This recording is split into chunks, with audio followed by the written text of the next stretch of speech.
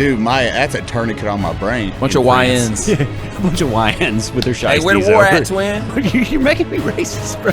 I'm making you racist. No, you're encouraging it. You wanted to come on. How did we get here? I don't know, but it's correct. Cut the f*** out of that. Yeah. Come back to everybody laughing really hard at my joke, though. Say hi to Eli. He's racially ambiguous. Brandon, his hair is fucking fabulous. Donut, a dark joke disposition. And there's a fat electrician. Welcome to Unsubscribe.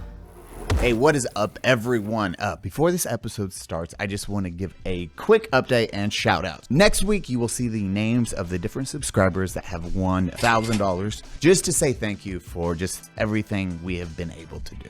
Also, I don't know if you've ever heard of pepperbox.tv. It's a little app slash streaming service that we started. And even better, as a 14-day free trial. But what do you get over at Pepperbox? Well, actually a ton of stuff now. An ad-free experience. We have hundreds of exclusives, a huge community. We're actually about to do a giveaway over there as we hit one of the big milestones. And you can see shows like Kinda Consensual, Habitually Fat, Donuts content, just uncensored. It's weird without the quacks or the blurs. It hits different. No censorship. That is one of the biggest things and why we are so happy with that platform and extremely proud of how far it has gone. Also, you'll have access to the Discord so you can chit chat over there. A very active community on Pepperbox. So head over to pepperbox.tv and go sign up for that 14-day free trial. There is something giant around the corner, but you got to be a member over at Pepperbox to win that thing. Seriously, everyone,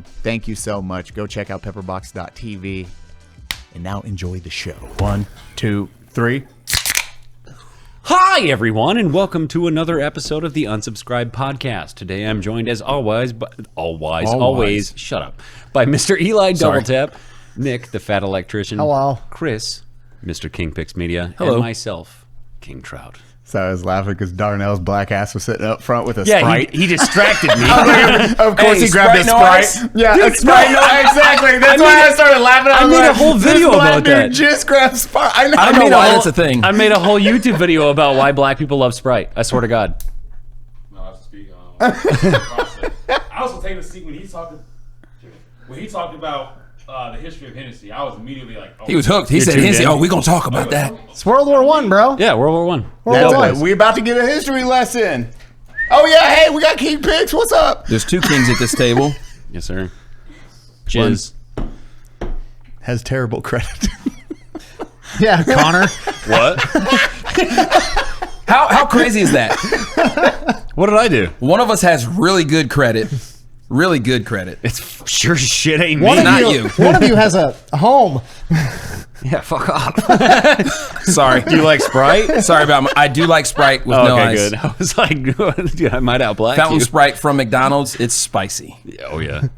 Why is it so spicy? It is spicy. Yeah, I made the whole video about that. See?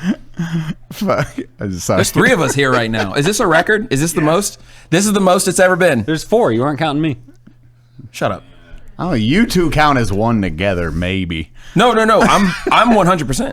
Are you? Yes. Why does everyone thinks that I'm so? 2 things. You a liar too? Awesome. Everyone thinks that I'm mixed, and everyone thinks that my wife is white for some reason. I don't know why. Do I give that off? I gotta ask.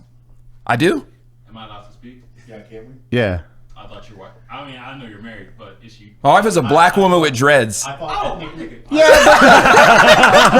Darnell. in everybody's defense, the bill on your hat is more bent than mine. It's functional. Yeah, he wears his hat like I do. You don't. Double barrel bears, and I was like, okay, I get it. I'm wearing cowboy boots right now. Yeah, man, if you're like heads down and you look up, I would be one of those.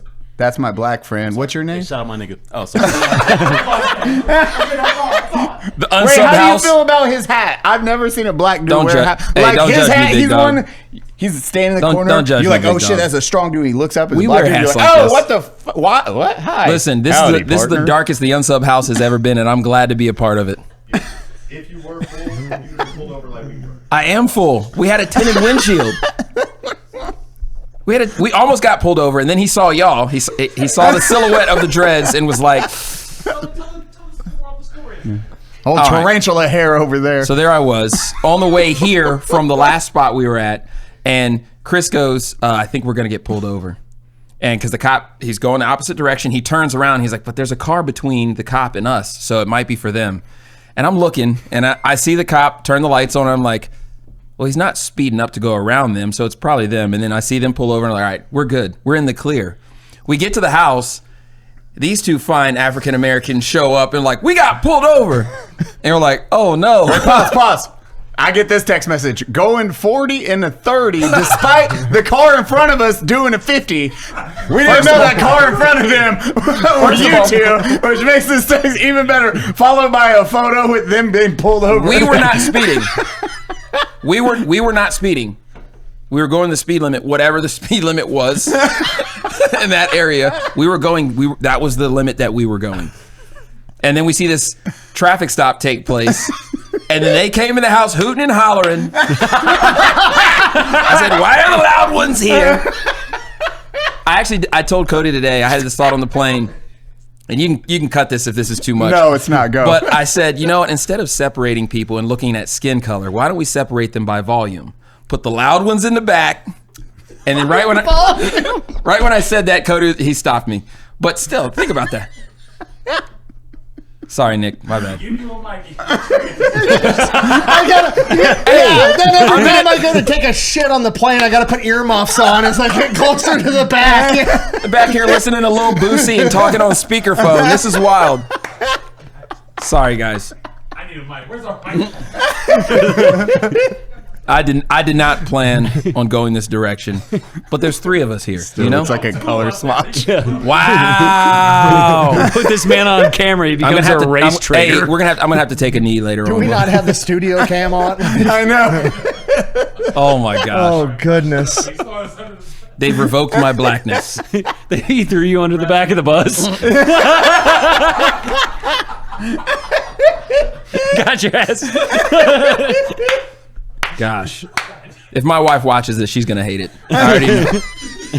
she's Like, babe, don't watch that one. We Don't. just talked about nothing. I'm It just was kidding. She boring. doesn't watch my content. It's all good. Same. Yeah. Same. Yeah, my wife doesn't either. Wow. God, I love this sad for a episode second. already. It's starting strong. Good times, man. It's been a long time in the making. I think- know. This is your first time on Unsub. I was trying to convince Yeah, we him were this is just- my first time at this house. Wait, what? That's what we said. We I were swear- arguing with him like Listen, you had never I been swear here. I have seen you standing like There. That was another before. black guy. I went to This the dude other Not is possible. You 100% been here. I went to the other house. Pepperbox. Pepperbox. Yeah, but I was- never here? No. I'm not lying. Am I correct? I swear, swear he's he's been been here. Swear before, he's been too. here. You've wanted me here badly. But this is when I walked in today, I walked over here and I snapped a picture. And I was like, wow, this is my first time here. And he's like, no, it's not. He's like, no, it's not. Shut up. I was confident. Yeah, and I said, He said, stop being so loud. And then he said, I said, and you, he said, you "No, it's watch not." that lip, boy. Is what I said. He's like, I think you if I remember. you boys getting real mouthy these days. He said, you one of them uppity ones, aren't you? And I was like, Connor, he's our guest. What do you know how to read? Just because I'm a cook in the army doesn't mean that I'm what stupid. you doing in the house, boy? Yeah. Jesus Christ. He's like, oh, lawnmower's out back. You can just go straight Just out. that's kidding. Connor actually that's what screamed Eli's into his for. wallet at him. Oh my gosh. He did. I don't have anything. Just don't touch me. Don't taint my white and delightsome skin. That's a Mormon joke, by the way, but we'll get into that later. Delightsome. White and delightsome. I hate that. Yeah. Oh, Yeah. fuck. Good times, though. I mean, hey, this is Comedy great. gold. This is great. I'm coming back next month, so get ready for that. I can't get it. I've swore you have been here multiple times. Why am I? Because I went out to Jake's house and we went on the range. We shot. There was 2 times we shot out there. I did Man vs. Morning. You've never just walked by and then I didn't. They always say, "Oh yeah, the Unsub house is not far away," and I'm like, "Well, where is it?" And they're like, "Oh, it's over there." And I never went. Damn. Yeah. I remember it differently. Yeah. Which I'm going to probably trust you because I don't trust my brain. Yeah. Well, welcome to Unsub. It's great to be here. It's great. It really this is cool. I was Tell looking people at who you are. I am KingPix. Which camera's mine? The left one. There's two. Okay. Oh, the left one. My left or your left? All right. I am KingPix Media, One of them. and I am a content creator and a streamer. I do stream almost every day. I was telling Chris about it. But mostly just content creator. Spent almost 20 years in law enforcement, 15 of that in the National Guard. Thank you for your service. Well, it's whatever. Oh, a double salute? Hey, as you were. But the last 2 years, I've been on active duty, on ADOS orders on the Counter Drug Task Force. So trying to balance that, being a husband, my wife and I will be married 20 years next summer. I've got man. Damn. 3 kids, homeschool all 3 of the kids, so I'm very busy. We were talking about scaling content, and You it's get like married when you were 12? I'll be 41 this year. Jeez, black don't crack. Well, We look like shit, don't we? Yeah. That's what I said last time he brought that because Yeah. we were together in Dallas. I was like, oh, fuck. I think when I realized that I was older than Jake, when I did Man vs. Morning, I was like, I didn't believe it. I was like, dude, there's no way I'm older than you. And he was like, why? And I was like, You look like shit. I don't want to say, but it rhymes with gray.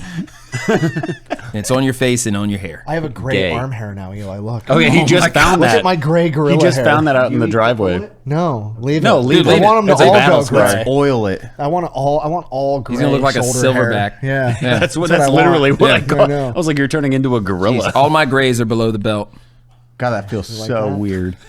Yeah. You have gray pubes? Yeah. Oh, that's wild. Yeah. Congrats. Gray Bush the Wise. Pretty bad. It's pretty bad. It's like a little snow cone. You got a wizard for a dick. I do. Gandalf the Grey. Yeah. I'm glad I was able to steal Nick's joke and that flew under the radar. But I'll be 41 this year. I've been doing content. I think Nick, actually, you and I talked. Shot show like 3 years ago. No, before that, because it was 2021 or 2022 when we were both kind of blowing up on Instagram, which you got me beat. But I think it was July of 2022. He messaged me and he's like, "Hey, what mics do you use?" And I told him, and then we talked a little bit, and then we met at SHOT Show, and then Zach, a lot of conversation. I have to mention Zach every podcast that I'm on. He told me I'm contractually obligated to mention him.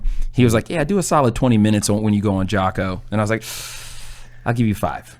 So just working with Zach and Eric from Echelon, and linking up with you guys. It's been interesting as a content creator because I'm not a full-time content creator, but that's kind of the goal. So we're working on it. There's nothing more disheartening than coming here for the first time and realizing I'm not retarded enough. That's my problem. Well, How the fuck did they figure this out? It's funny. Then you just go home mad. It's funny you say that because I actually am retarded. I You am. laugh. That was my impression the first time I came here. But this is I got picked up at the airport. Cody, awkward, don't know the guy. I just flew in. I was like, there's a good chance I'm getting fucking murdered. I'd never done anything with any you other like creator. barbecue? Yeah, Cody picks me up from the airport like 45 minutes late. Nobody else responding to my texts. Cody, what's up, man? I'm Cody. Hey, I'm Nick. Awkward silence. Cody's like, so what do you do? I'm an electrician. He just goes, fuck. And then we don't talk for another 5 minutes. Dude, I got picked up. Or no, I Ubered to a restaurant that doesn't exist. nice. Yeah, that was great directions. Thank you. I met Eli, Jack Mandeville, and Nick, and everybody but Nick gave me a hug. Yep. And I hold that Why against didn't you him give him a to this hug? day. Good. Fuck him. That's why. Where did we, wait, what was the first one you got sent to? Sorry, my memory. That's Well, like, deleted The place already. we just came from when it was a When different it restaurant. was a different. Oh, okay. Where did they take you? They took me there because you told me to go there. Yeah, and then where were we? There, I think they were closed. it was a permanently closed restaurant. Yeah. Oh, I'm so confused. I don't remember the story at all. Yeah, you were late. Hey, my bad, dog. I'm like, wait, what's going on? I'm like, what the fuck? Was it just closed? It just closed like that day or the day before, right? Sure, I don't know. That I remember now. Because I was so confused because I showed up. I was like, what the fuck? Are you I forget now. because a show was helping on that side, and I just remember it's closed, and I was like, pulled up. I was like, what the? I was just here yesterday. Huh? Well, my first time here, I got in late and I Ubered to Cody's house, and I get there and there's boxes everywhere, and he's like, "Oh, come on in," and I'm like, "Did you just move in?" He was like, "Yeah." I was like, "When?" He said, "Today." And I'm like, "Are you sure it's okay that I stay here tonight?" And he was like, "Yeah, it's fine." And sure enough, like, I think the second or third day, he was like, "Hey, I booked you a hotel. I booked you a hotel. We got some moving to do." I was like, "Yeah, that's perfectly fine." Perfectly fine. Yeah. This group of friends. I mean, it's now you're here. It's a fantastic group of friends. Oh no, that wasn't the worst part about the first time I came here. What was You the were worst still part? filming in the dining room. Oh yeah. And the AC? house that dining room was located in was like well off the beaten path, off of a private road with covered in potholes, up a hill in the desert. I'm like, I'm going to get fucking murdered. And I'm like expecting to see, I don't know, a nice house. We turn the corner around the hill. Shack. Not a nice house. Shack in the middle of the desert. I'm like, I'm getting killed. Walk into the house. 90 fucking degrees. Oh my gosh. Walk through the living room.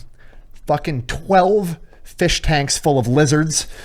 I'm like, I'm getting fucking killed. And then Little model I was trains like, everywhere. The I'm hills like, have eyes type. where's fucking the house. bathroom? It was the hills have eyes type. Hey, you, right there. Hey, what do you not like about jeans? Today's sponsor is The Perfect Jean. Wow, they stretch. Did you know Father's Day is around the corner? Tomorrow. Maybe your dad or father likes jeans because they will love The Perfect Jean. On a serious note, these are really comfortable. It's like the only pair of jeans I wear because they're stretchy and they're comfortable, and you can beat the hell out of them, and they hold up. Actually, I'm pretty sure all the hosts wear them. So when I'm actually not wearing shorts, I do wear these. I promise. I promise. They're worth every penny. Now, the Perfect Jean does have 6 different fits, giving you about 5,000 different options because they have sizes 26 to 52. So I'm 100% positive there is a pair for you, a perfect pair for you. And right now, guess what? Our listeners get 15% off their first order, plus free shipping at theperfectjean.nyc or Google The Perfect Jean and use code UNSUB15 to get 15% off. That's right, our listeners get 15% off their first order and free shipping. Just head over to theperfectjean.nyc or Google The Perfect Jean and use code UNSUB15 to get 15% off. I'm like, where's the fucking bathroom? I walk into the bathroom. Fucking like Amazon boxes everywhere. A toilet that has like the lid down and has dust on it, like has not been used in a very long time. Where are we shitting? And then like an old bathtub, like a clawfoot bathtub with the metal ring around for the shower. No fucking shower curtain. I was like, that's where my body's getting cut up. Yes. Perfect. And now look at you. Well, now Batty's old house was Batty's old house. It's like they bought a single wide and then started adding just single wides to that single wide, like- and whatever It's a fashion they quadruple wide. decided. Home Depot shed stapled on the side. Or Like, dude, it was bad. AC didn't work. You fucking wet And you willied- invited people? I still like you wet willied Cody the first time meeting. You're like, I'm like, and you the got fuck is me, this guy? and then the light just comes down and hits you in the head. I was like, Good Lord, man. motherfucker. It was just chaos. That was a fucking failure on Flux part too, because I sat show's there, come a long way. I knew I was gonna wet willy him ahead of time, and I sat there and I looked at. Flux didn't put it in the video because he fucking missed it, but I sat there, looked at the camera like this. like winding up. is that a chinchilla? And then Cody looks, and I shoved it right in his fucking ear. Well, Hi, Brandon. Hello. Hey, Brandon. We're recording. Hey, what's up, buddy? he's back from DC. See you. Good to see you. I saw you on the TV. I'm still mad. My own podcast. I'm still mad. We were both in DC last night. I didn't see you. Yeah. Oh shit! I was just about to tell a Brandon story too. Hi, handsome. I was gonna make one up. You're gonna kiss my neck there. For the Brandon, wait, before you go, here, stand right here. Get in here. Okay, we were all of us here were at the bar, and we all drove separate. Who heard got the story pulled from over? Chase. Dang it. Okay. Wait, also, we have another argument to settle. Brandon, have I ever been to this house before? Have you ever seen me in this house? Yes. Thank you. Yeah, you've been here before. You have been here. No, you forgot the I memory. swear I see you in the fucking the kitchen. You came over. Yeah. I have a selective photographic memory, and there's not a photograph in my memories of me in this. I have never been been in this through. house. I've never Photo been to books this deeper. house. You've been in this You've house. been here before. Everybody but you remembers you being here. I would remember. Being king of pics, your mental pics fucking suck. Yeah. We're not Well, I'm reverse also retarded. gaslighting you. So, I've I didn't know which Have side you- of the argument have you I was seen me gonna be here? on, by the way. No, your photographic memory is just stick figures. well, And it's, then shades brown or white. it's also not a photographic memory. Got a memory like a goldfish. Connor. There's Connor. There was a I'm wildebeest telling you. hunt, and then I've got no reason to lie, Your Honor. I've never. I don't think I've ever been to this house, Nick. Been to this house. you've been here before. Dude, yeah, that's how I'm like, what? Like I will say everyone this: here is we've like, spent yeah, a lot yeah. of time together at other places. Yes, but I Well, I've specifically seen you remember there. here. Yeah. Yes, see, I have you there. How would I have come here and I've not been on the podcast? No, because you came. Because you came and hang out. You came Like and hang everyone- out. Like everybody out there is doing. You did the quiet, like whisper, like, "Hey, what's going on, guys?" Yeah. Chris, Things how that can everybody you does. how can you come be at the house without being on the podcast? Look at the room with 7 people in it in front of you. Yeah, but they've all been on the podcast. No, they've No, they not. haven't. Oh, No. Yeah. Nobody except Brandon. oh. Yeah. Occasionally. Yeah, from time to Occasionally. time. he Sometimes. shows up. I've never. I swears it. There would be a photo somewhere. I'm gonna find it. And I'm There gonna would send be it a to photo, you, Chase. so that'll be a challenge for those of you watching. If you can find a photo of me in this house, free. 'Cause- oh my gosh. I got merch. I got merch on Bunker Branding. You get 2 T-shirts. You were here because we went to. I'm gonna get whatever the prize he just listed was. 2 T-shirts. We went, 2 T-shirts. we really went opened that to wallet the up. restaurant we came from today. I ain't got it like y'all. We went I ain't to. gonna lie to it. You were here, and then we went to the restaurant we came from, and then you live streamed from the restaurant. I never left the restaurant. My first time at. He remembers. Yeah, because we sat at the table by the bathroom. I've never been in. We did the shooting competition at Jake's house because Eli brought that weird ass. Oh, yeah. And we came back here and went from here to that restaurant. Yes. Yes, he's 100% right. You've been And here. we sat at the long table by the bathroom. Because I rode with Brandon in the Cybertruck to my truck, came straight back here. You ordered a smash burger. I got a smash burger today too. Yeah. Did I drive the Cybertruck? No. Or no, you? Okay. I rode with him okay. in the pasture, came back, got my truck. We all came back here. Because we also went to his house. You want to add Brandon to this? Is this TBI? This is a Brandon, you want to get added? It might be. I don't give a shit. Yeah, we can just add you real quick because we just. I can't be here the whole time, but I can jump in. Yeah, you're cool. I do remember what? going to your house because I remember the MP7 and I was like, oh, this is cool. Okay, you know what? Okay, We'll share a mic. listen. Okay, Check. I will concede. Hey guys, I've been here before. Yeah, There told it you. is. Told you. I have been here before. Told you. Oh, now you're like. No, because when he painted the picture, because Now I it's do like- remember doing the live stream. You were on the yeah. And then, because that was just like the group. It was a small. It wasn't the range day. It was just a group of us. Yes. Then I remember riding in the Cybertruck, and I didn't realize how fast they go. Spooky fast. Speed limit. They go the speed limit. limit? They go the Yeah. speed Oh, limit. the speed limit, I didn't yeah. realize how quickly they go from 0 to the speed limit. But I do remember going to his house because of the MP7. But I did. Okay. You know what? Yeah, I was like, I swear. I'm really good at admitting when I'm wrong. I don't know if you guys know this, and I've been married 20 years. Yeah, I'm after really the first good. 20 minutes of the podcast where we argue about it, yeah. No, Yeah. that's perfect. Circle back around. Sorry. So where were we? Oh, I was gonna tell my first range day story, talking about the group and everything. Will you just tell Darnell about Hennessy? For the love of God, he's No, we'll about come to chew back his to that. fingernails I know, off. yeah. He's been over there gnawing his fingers. drooling, It's a chomping at the bit. What's a drooling? I want that purple talk stuff. about Hennessy, but I got invited to Range Day. It was my first Range Day, which you guys had hosted or Cody and Brandon had hosted anyway, for a few years. And it was the first one I had been invited to because I met Cody and Brandon and all you guys when I came down for Unsub 3-4 years ago. And for some reason in my imagination, the Range Day was like 10 people. That's like, these are just our friends, and we come out and shoot guns. So, and I was broke as fuck, still am. But Same. I hit up Brandon, Same.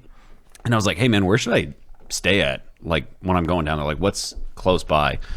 And he told me like the general area or whatever, and I looked at the hotel, and it was like $1,200 a night or something. Oh my gosh. And I was like, can I just like crash at your house? Like, is that a big deal? And he's like, I fucking guess so, dude. And then he never left. It's full circle. But it was so imposing. I thought it was just like 10 people are going to be there. Like, I was like, oh, like 6 people are going to be in town. Yeah. Of the 4 people who live here. Like, maybe we just crash at each other's houses or whatever. He very thankfully said yes. So I crashed at his fucking house. We show up to the first, which thank you, show up to the Range Day, and it's like hundreds of people. And I was like, oh my God, I have overstepped so extremely. Should've got a bigger boat. Yeah. And then when people are like, oh, where are you at? And I'm like, I'm staying at Brandon's house. Yeah. And then that was the night I think you got belligerently drunk and threatened to fuck my couch. I didn't threaten to fuck your couch. I told you did. I would. Hey, wait a second. That was a promise, not a threat. What was the couch wearing? Nothing. Yeah. So that's kind of the mindset. Like anytime I've come down here, I've crashed with somebody. And the only time I stayed in a hotel was when Cody was moving into his house, and I was staying at his house, driving his vehicles, eating his food. And the third day he was like, yeah, you got to go. Well, he just moved in. Well, that's true too. Also, give him a couple of there's years. other people that live there. Bathroom, So, live in their house. so when I was on my flight here, Show texted me. She was like, did you book a hotel? And I was like, was I supposed to? And she was like, so then I called Cody, and Cody was like, oh yeah, you can just stay at the Unsub house. So I was like, oh yeah, they said I could stay at the Unsub house. She's like, it's full. We got you. And I was like, oh my gosh. We booked your hotel. Is it full? Yeah. Who's in the other room? Darnell. Oh, my bad. You didn't see him? Yeah. Oh, I didn't know he was staying here. I thought he had a place in town. He was linking. He lives in California. I don't know that. Darnell's mom was. So as far That was racist. I'm sorry.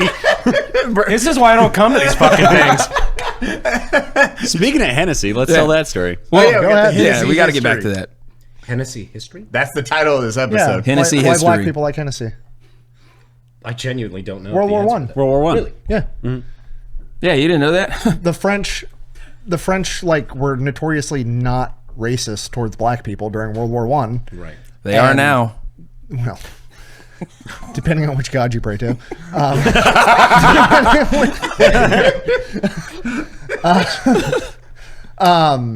So yeah, I mean, it was like a lot of black people's experience, like just getting treated like an equal, and the French. Well, had you got to talk cognac. about the Doughboys. Go ahead.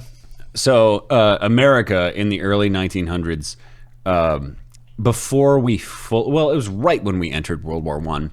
We were like, man, we are about to be involved in this European war. We got to send a lot of young men over to die. Who do we send first? You'll never guess. Why you look at who me? we Don't look at me. picked. It was black guys. So we sent over a bunch of young black men over to fight. Bunch in of France. YNs. Yeah, a bunch of YNs with their Hey, shiesties where the war over. at, twin? Picked him up in Atlanta. My bad. No, this is back when they were. I almost. God no! You're making me racist. Sorry. bro. I'm making you No, racist. you're encouraging it.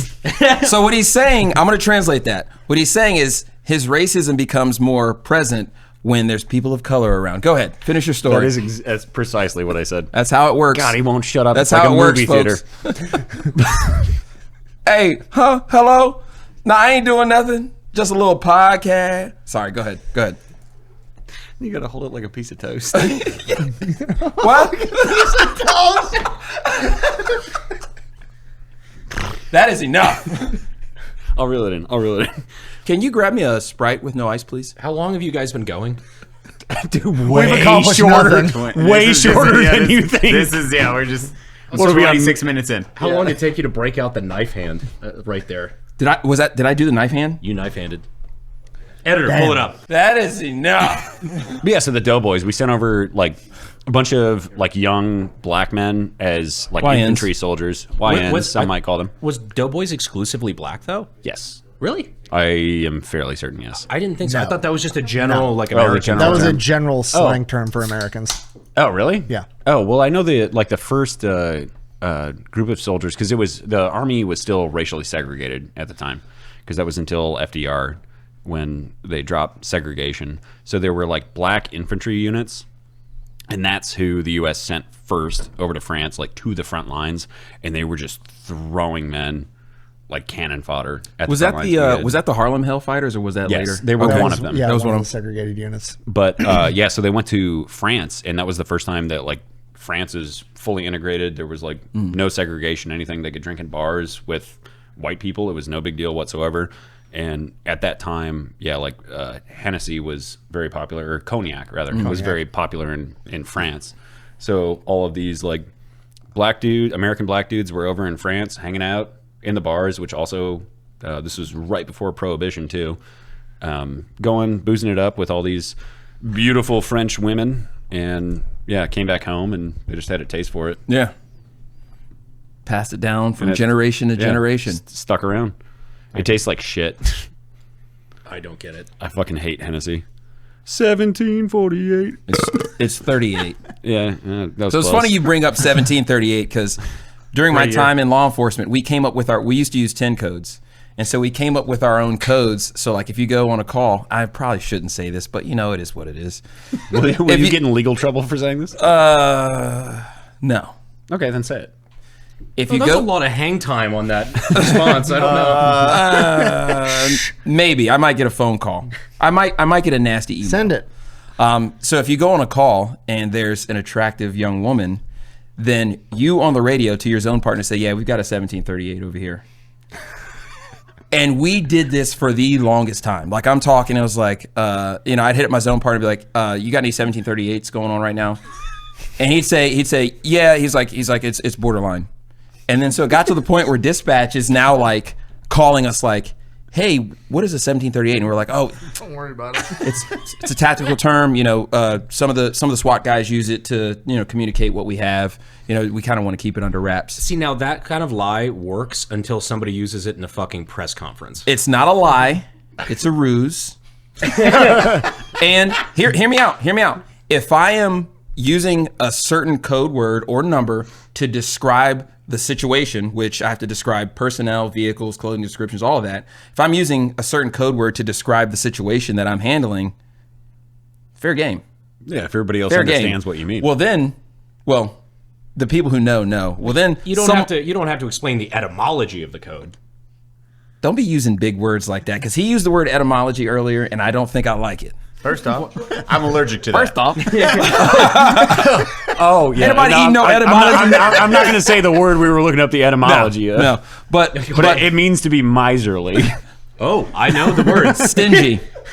Stingy. Ooh. I told him, Niggardly. look, he's reading it. He's like, oh. Why'd you have to do that in my frame, dude? He's reading it. It says stingy, and I was like, I would have thought it would have said lazy.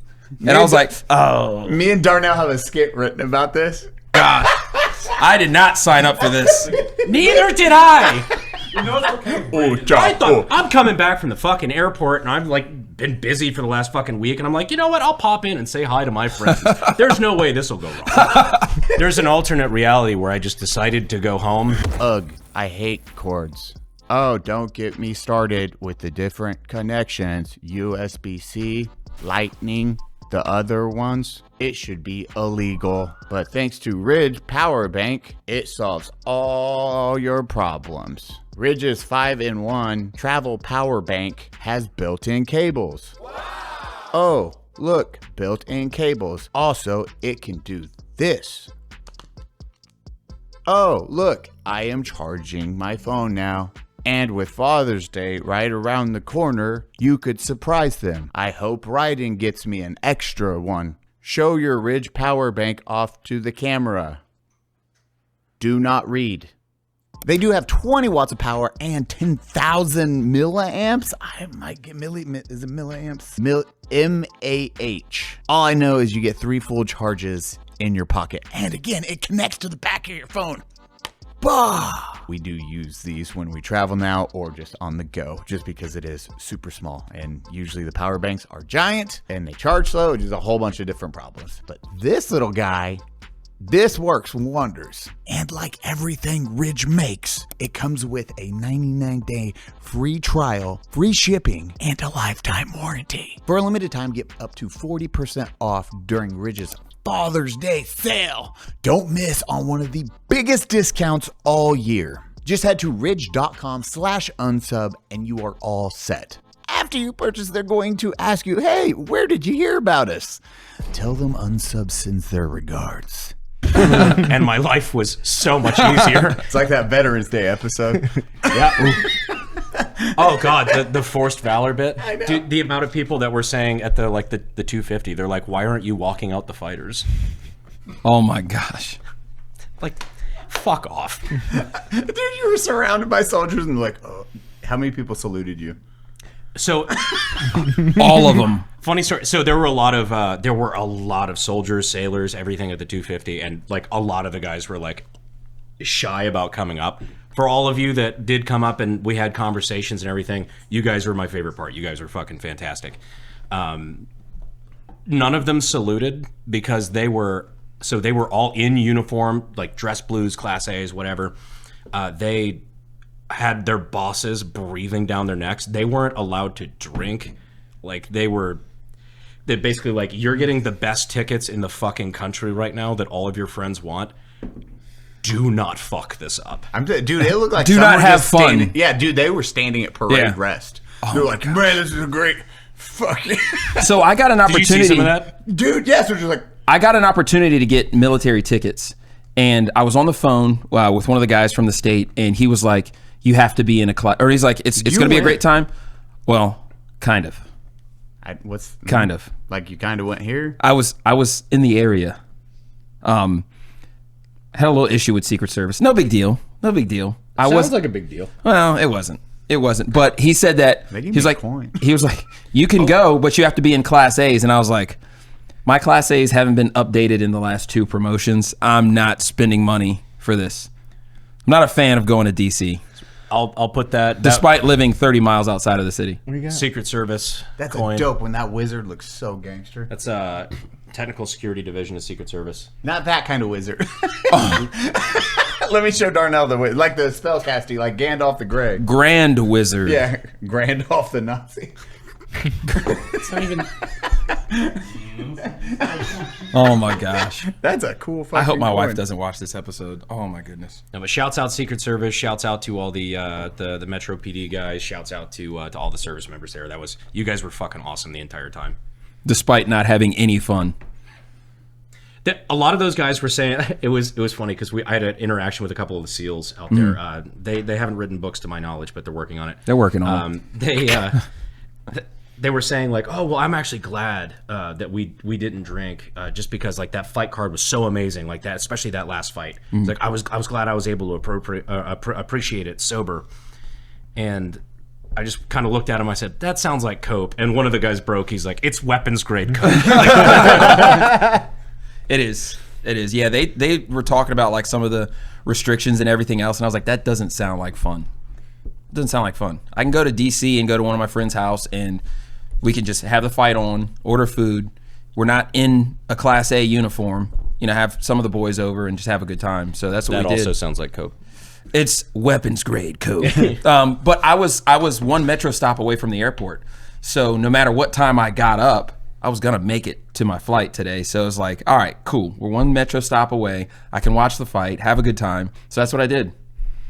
Hell yeah. Cope. How was your experience? It was all right. It was all right. It was cool. Honestly, I was blown away because I didn't know.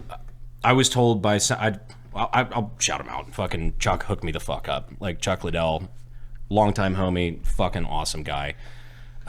Just called me 2 a.m. You were there for that. I was in my kitchen 2 o'clock in the morning. Well, you'd been in DC for like politicking for a week. Well, DC and then Houston for the convention. So like I had just gotten back to my house and I was like, oh, thank God I get to chill for a couple days. And Chuck calls me at 2 a.m. He's like, yeah, basically I've been able to get you the hookup. Like, Do it in Chuck's voice, though. all right, so I was able to get. You got to do the breathing. We love you, Chuck. We love you, Chuck. Please don't knock me out. But yeah, he was able to pull it through, like make it happen. He's just like, get on a fucking plane. We'll figure it out. I don't have a ticket for you yet, but you will have one. And I'm like, sounds like I'm going to get it sounds like one of those things that might fall through the cracks. I'm not sure, but like, you know what? It's too good of an opportunity and I trust Chuck. So I'm Send like, it. fuck Just it. send it. Went to the hotel. It's an hour before the fight. I don't have a ticket yet. Oh my gosh. I can see the venue from my hotel room and I'm just like, this is gonna suck. 50-50. 50-50. Yeah. So but it all worked out and it was fucking incredible. So Chuck, thank you so much for coming through on that. It's funny, there was a lot of members of Congress and things like that were there because I didn't know what kind of tickets it was gonna be. I didn't know if it was gonna be like, there was the lawn where they had the big arena thing where you could see it from the screens. It was in the arena. Yeah. Like it was across, there was the two areas, the ellipse, I think, and then the south lawn. Yeah. And we were like in the south lawn. Jeez. And so I appreciate the shit out of that. But there were members of Congress that were there that I know now from work, my other day job. And they were all just like, why the fuck are you here? How are you here? You're like, don't worry about that. It's a long fucking story. There's many roads led me here. I have many pathways to get here. Have you asked ChatGTP what I've done? One of One these time. days, Wait, Eli will get it right. One time. It's three letters. Chat GTA. Chat GPT. I say GTP. It's deleted. Chat Just Eli. GPT. Gangster PT. Oh, that okay. I hate that's gonna work. Just remember, It's cat, going to work every time from now on. Yep. Cat, I farted in French. Chat, chat, j'ai pété. I gave him something so simple and easy that he would remember, Hey, let's and make you it just more went difficult. in like the Men in Black with a neuralizer. Let me make this fucking useless. You don't He speak barely French? speaks English. Yeah. I thought maybe he spoke French. Oh, you're not French? You're making fun of him for fucking up English, and you're like, you know what would help? Another language. I thought he was French. You're not French? He's not French. What French. race are you? Great bread. Long bread. I'm being a baghead. Jeez. I was gonna say, I'm pretty sure there's It's wide a different open. letter in that. You're still, It's you're an still part of the accent. government too. I'm just trying to catch it. Listen, If Rich is still active, somehow You know, you're not going to get in it's trouble. funny you say that because like I'll text Rich and we're kind of racist sometimes, and I'm usually like 50-50 on whether You and Rich are cops. You didn't have to say that. You didn't have to say that. Dear Don't Chris's act like wife, you're not. I've never met you. I apologize Don't act for like this you're not. episode. But I'm like, I'll send him a text or send him like a meme or something. It's 50-50. I was like, I probably shouldn't have sent that to him. He might not respond. And he responds with something even worse. And I'm like, oh, it's game time. And it You is met just, Rich? yes. Yes. We're actually talking about his podcast, sitting and listening to two cops talk. For me, being law enforcement and National Guard, essentially Black Rich, the Black Prince of Pepperbox, listening to these. Don't laugh at that. Why are you laughing so hard right now? You. Wow. Wow. You know what? I did not. It be your own people. I thought. Hey. Don't just walk up and slap you, dog. You're the dog. It'd be you. You the old people. Wow. Oh my God. Hey, cab brother. You know what? That just completely derailed the whole thing. I say all that to say, Rich and I are very similar, and listening to like his stories, it is the funniest thing because every cop has similar stories, some of them the same. But when he puts his Rich spin on it with his what state is he from? New York. With his New York accent, it's like and car. It's like, come on, man. Like, And I don't think this it's- fucking guy. I don't think it's his accent as much as it is his volume. yeah, That New York volume. yeah. It's the volume in the hair. we gotta put him in the back with the loudies. You missed it, Brandon. We had a We got. How would you still know? Please don't explain. It's not racist. It's not racist at all. It's volume. you sure? It's segregation by volume. Yeah.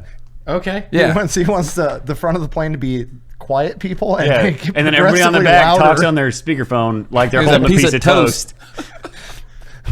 Oh my God. All right. And they called dynamic loudly range. chomp gum. Who are you picturing, Brandon? What do you mean by that? Who are you picturing? Congressman Brandon? Black male, dreadlocks. He's running. I will say this. By association, I'm getting motherfucked on this one. I will say this. There have been a ton of suspect descriptions, and without fail, and I got in trouble because I would start my body cam recording like while radio traffic's coming in, and they'd be like, "Stand by for description." I'd be like, "Black male, dreadlocks," and they'd say, "Black male, dreadlocks," and then someone would do a video review and be like, "Why did you say that?" And it was like, "Oh, because my It was an echo. yeah, it was a correct assumption." Either way, Red apple. I've been in the office a handful of times over my body cam Playing videos. Guess Who? There's one. There's one guess. Is he black? Is it Devontre? How'd you know? We have that No. skit too. Oh, a What kind of racist guess skits who? are we making? Apparently racist ones. Yeah, it's Darnell in it. This is what That we pickup find truck was doing comedy. 50 and a 35, but I got a dreadhead over here in this We sedan. don't call them dreadheads. I'm so glad that Eli is like, we're gonna start a skit show. You know, it'd be funny if I brought my friend and we wrote a bunch of racist stuff and made all our white friends get canceled. Let me bring the one black guy I know down to Texas. For what it's worth, it does bring me a lot of joy watching y'all squeal with racism. Yeah. It's quite funny, honestly. Oh, I'm 100% going to get a phone call and an email from people who watch this. 100%. How they have your email? I still have a work email. Like they... You have a real job? Why the fuck did you come on here? I've got 2 jobs. And they're both... One for the plug and one for the host.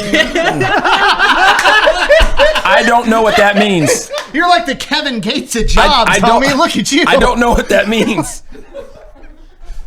There's no plug and there's no hose.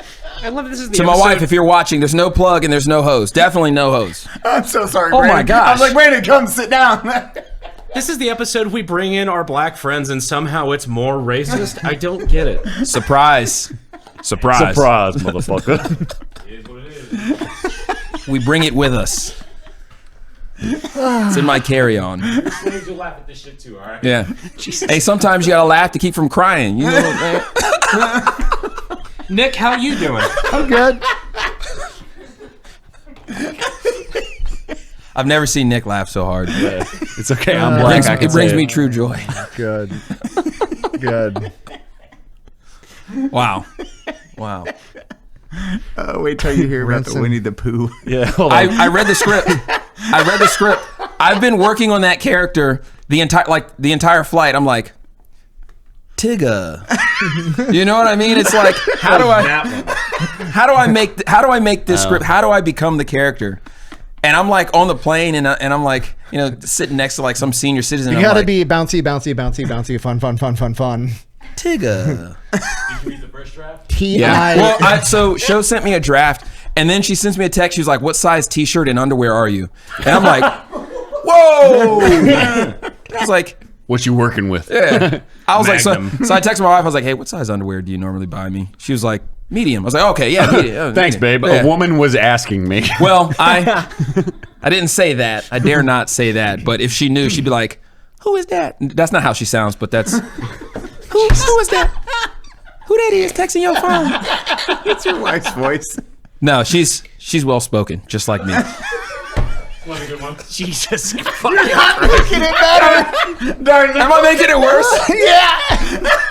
Darnell, help me! I'm 100%. I'm gonna get an email. What are And- they gonna say? Rich, Well- Rich is still employed. That's what I Yeah. always go with. But Rich also has a lot of followers, and I'm still working my way up. Rich hasn't exactly Then had again- the easiest path That's to true. staying employed. Then again, so with streaming, there's a lot of stuff that I say on stream that I'm like, I'm gonna have to delete this video. I can't let this one ride. Delete the VOD. Yeah. But I haven't gotten an email or phone call about that yet. So maybe, I don't know. We'll see. Thankfully, only hundreds of thousands of people will watch this episode. Oh gosh. Yeah. Yeah, it's fun. Yeah. It's fine. It's fun. I could retire today. Right? Yeah, I could. You'll be fine. Yeah, I'll be fine. I go real hard on stream. Oh my gosh, man. I got $1,400 in the bank account. That'll last I don't have that much. 3 weeks. I don't have that much. Oh well. Time to scale it. So you got this. Yeah, I got this. I don't need no job. So how long? You police force for how long? I just hit 19 years. Oh, wow. Yeah. Oh, retirement's around. Well, we'll see. Half. We'll see. So during my active duty time, they have to hold my position for up to 5 years. So I'm coming up on the 3-year mark, and every October when the fiscal year starts over again, when my orders are renewed, they're like, "Hey, are you coming back?" And I'm like, "Orders just got extended." And so I don't have to offer anything other than I just send them my orders, and I'm covered for the next 2.5 years. Whereas my overall career started in 2007. Yeah, 2007, 2008. So once I hit the 20-year mark, then it's like I can kind of just send it from there. But with the military, I'm at 15 years. So do I ride that out, or do I get out? Like, No. Retire now. I'll bully you into it like I did Ethan. oh my God. What? Connor, what are you doing? I'm fuming, brother. You fuming okay? You ain't never seen nobody cheap a fume like this boy can. Fume responsibly. Look at Connor. I'm cured. From what? My oral fixation. I would have something else in my mouth right now, but thanks to fume, it's not made of human flesh. Can I have that, please? You want to hit my fume, bro? I do want to Dude, hit your let me fume. pass it. It's also got a fidget movement on it. For those who are tactilically challenged. Made that shit up. Tactilically is a rare, often non-standard adverb of the form tactile, used to describe interacting with or understanding something through the sense of touch, physical feel, or haptic feedback. F*** you. Pass me my fume, bro. We're fuming it up. Dude, look at how fucking cool he looks. He's getting fumed out of his mind. I'm on a fume too much, bro. My favorite flavor is orange vanilla because it tastes like somebody near you at a coffee shop ordered an Earl Grey tea. Crisp mint. Yeah, one time I was really fiending for something I legally cannot say in this advertisement, but instead I reached for my fume, and boy oh, did that hit the spot.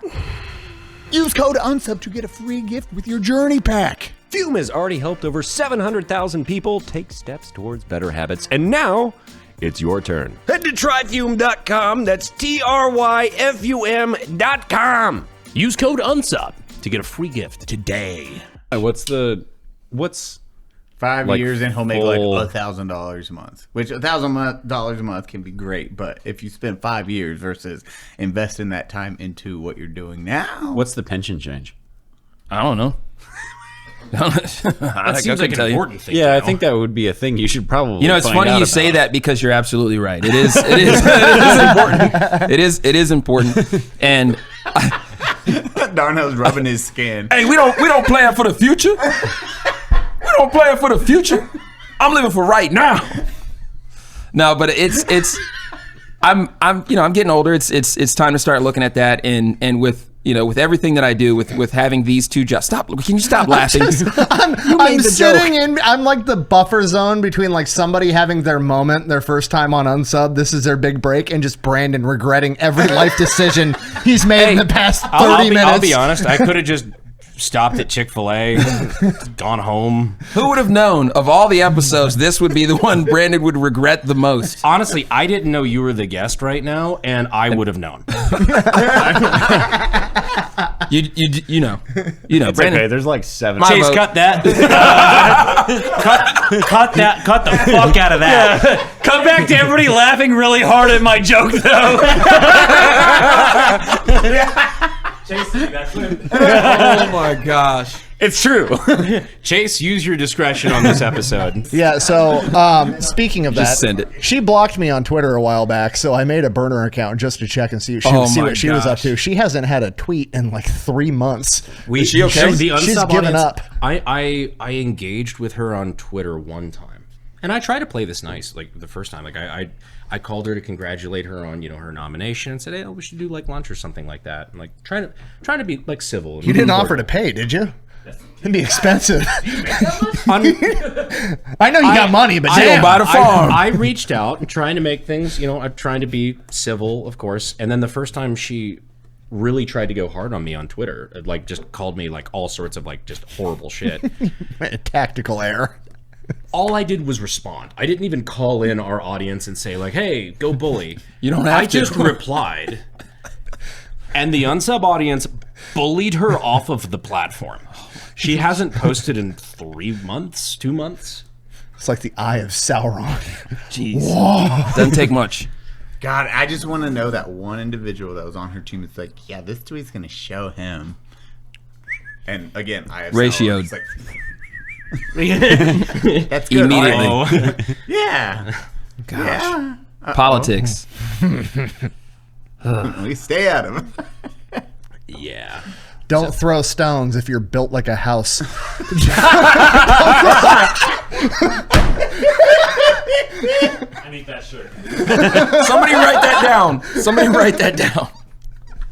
I'm going to post that on X. That's such a good shirt. Don't throw stones if you're built like a house. Brand's like, God, I hate my friends so much. Computer, give me better friends. Oh, you missed it. The last episode, Steve is his name? Yeah, Steve was like, this is in the after show. And Oh, God. Nick, it's My jiu-jitsu coach. Jiu-jitsu coach, yeah. In the after show, Nick goes, yeah, Brandon's facing heavy competition. Heavy. Talking about Katie. Darnell, I'd love one too, babe. He's doing it was Nick doing very well executed jokes without saying something directly. Heavy competition. Yeah. We got to tip the scales in your favor. Shit like that. And then A little indirect fire. and every joke was just flying over his head. And he goes, what's she running on? And I go, not a fucking treadmill. Oh my gosh. And then we talked about the heels and the structural support. They Oh have to my have. goodness. I thought she's not allowed to wear them anymore. Why? In Texas, she'll fucking strike oil. Oh my gosh, dude. I just picture little spriggets of oil. I don't know why that Just made ran me. a 5K. That made me think of the Beverly Hillbillies where the oil's just shooting out of the ground.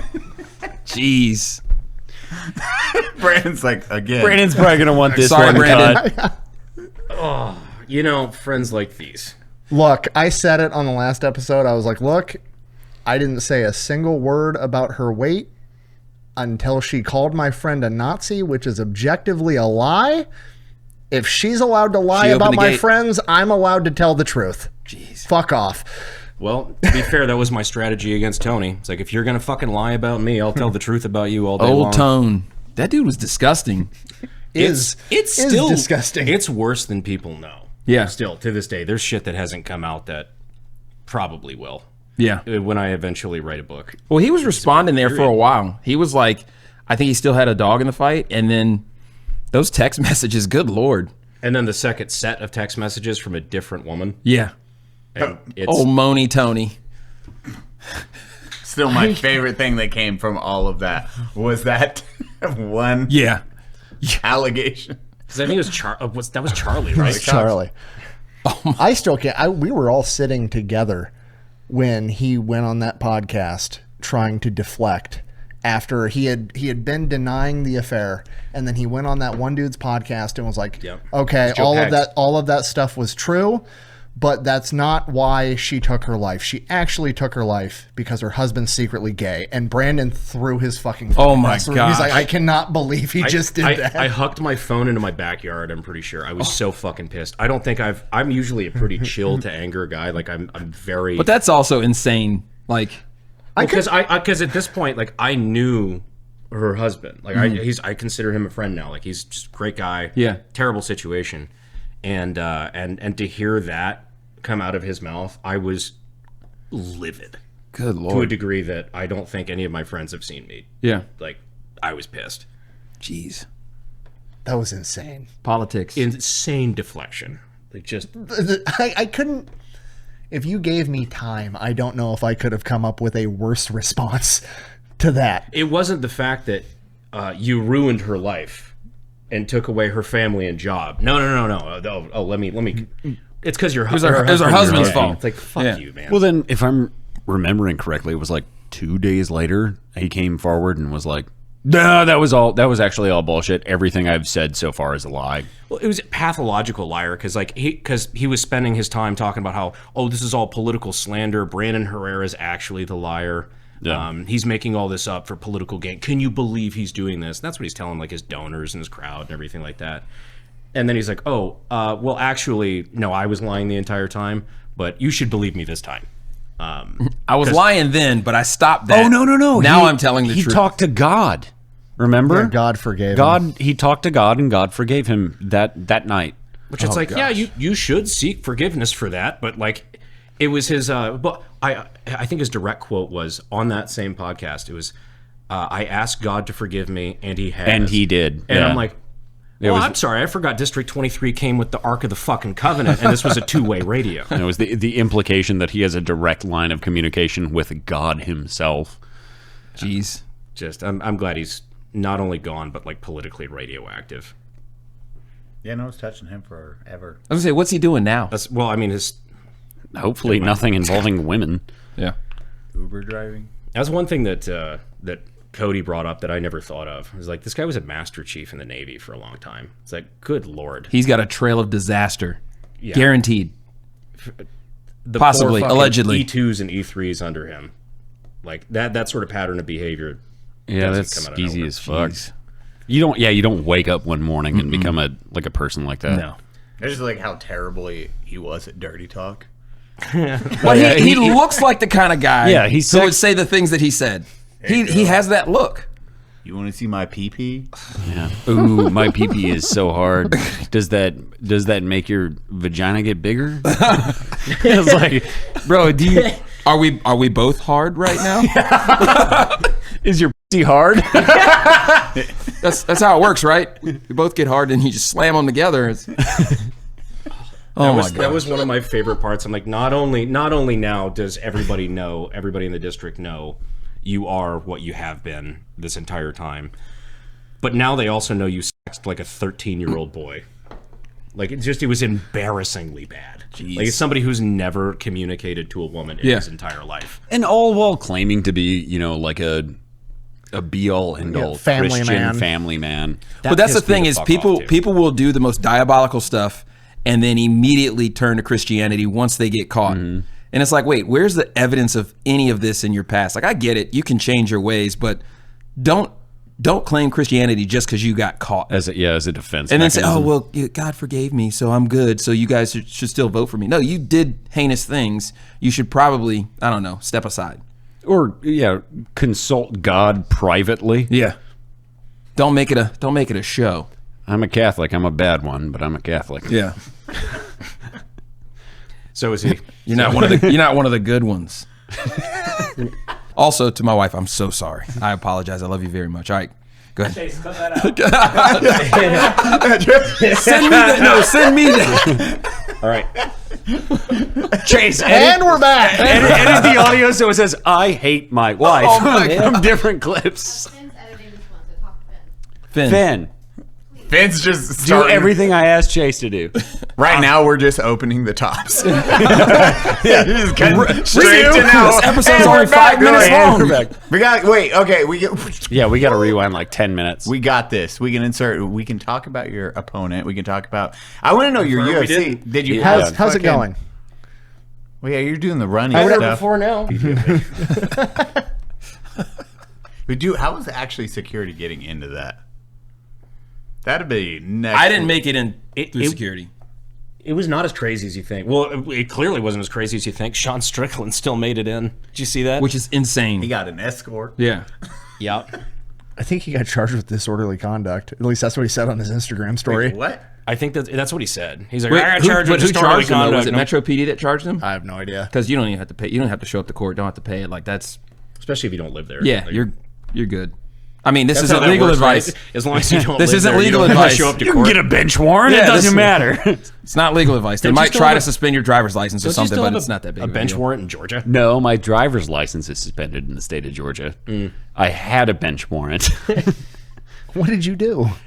So me and my buddy went on a road trip from Indiana down to his uncle's place in not Cocoa Beach, just Cocoa, Florida. And we were doing trips back and forth. And it was my turn to drive through Georgia. And we were passing Macon, and I definitely was not, according to the legal documentation, going like 20 over. That's not that bad. Well, you already Who got cares? charged for it. You don't, I got charged because I was going 14 over. I'm just saying you don't have to do the allegedly thing if you've already been charged. Yeah, no, I definitely was not going 20 over. I was going 14 over. So I definitely wasn't going 20 over, and I got pulled over. I took a highway exit because there was like real thick forests on either side of the highway, and there was a little clearing with a Georgia State Trooper, and he guns it out, and I immediately merged to the right lane. I was going to take the next exit, and I was like, we'll just pull into a gas station like we're filling up, and there's no way he'll remember what car I was driving. He remembered what car I was driving. So we got pulled over, and I swear it was this guy's like first day on the job. He was super nervous, which kind of like every time I've been pulled over, it's like, yes sir, no sir, blah, blah, blah, blah, blah. But he seemed like really nervous. And Was it nighttime? No, it was like middle of the I was afternoon. gonna say he might not have seen the driver, and Were you wearing your shirt that says "I can run faster, horny than you can, scared"? I was. No, that explains it. No, actually I was wearing my gun that said, "Officer, I have a gun and I'm willing to shoot." But he's like, make me horny. yeah, cops make me horny and I can run fast. You just got to make sure that you just like save him the time and grab your wallet back, you know. Real quick. But yeah, he's like real nervous. We like bing bong through the normal fucking traffic stop shit. He comes back. I was super, nice with him. And he's like, well, I clocked you going 14 over, wink, which is 1 mile an hour under reckless driving in the state of Georgia. jeez. And so I was like, all right, cool. Well, on their tickets, it has weather and traffic conditions. So it was a clear day. It was the lightest traffic. It was, the road conditions were perfect. Like basically the way the ticket's written out, it's like, if you're gonna speed, these are the ideal conditions. So anyway, I get the fucking ticket. I get a court date set. We go to Florida. We go back home. And I thought it was one of those things I could just call into the courthouse like, hey. The day of. Well, no. You can't do that. Sir, my name is Connor. That's true. I called in like, Sorry, officer, I didn't know I couldn't do that. ZBIOTICS is a surefire way to wake up feeling refreshed after a long night with friends. ZBIOTICS pre-alcohol probiotic is the world's first genetically engineered probiotic. Probiotic. I got the word right. You want to know how it works? Magic. Finn, put up magic. It's like an elixir or a zinzo bean. When you drink, the alcohol gets converted into a toxic byproduct. It's great for the liver. And it is a buildup of this byproduct, not dehydration, that leads to that terrible feeling the next day. So on the rare occasion me and the guys have a few drinks, I pop one of these and life is way better. From the fairways of Augusta to the first pitch of the baseball season and the start of the festival circuits. April is the sprint to outdoor celebration. Don't let a rough next day keep you on the sidelines. Drink pre-alcohol to stay ahead of the game and enjoy those sunny Saturdays. Go to zbiotics.com/unsub and get 15% off when you use code unsub at checkout. ZBIOTICS is backed with a 100% money back guarantee. So if you're unsatisfied for any reason, they will refund your money, no questions asked.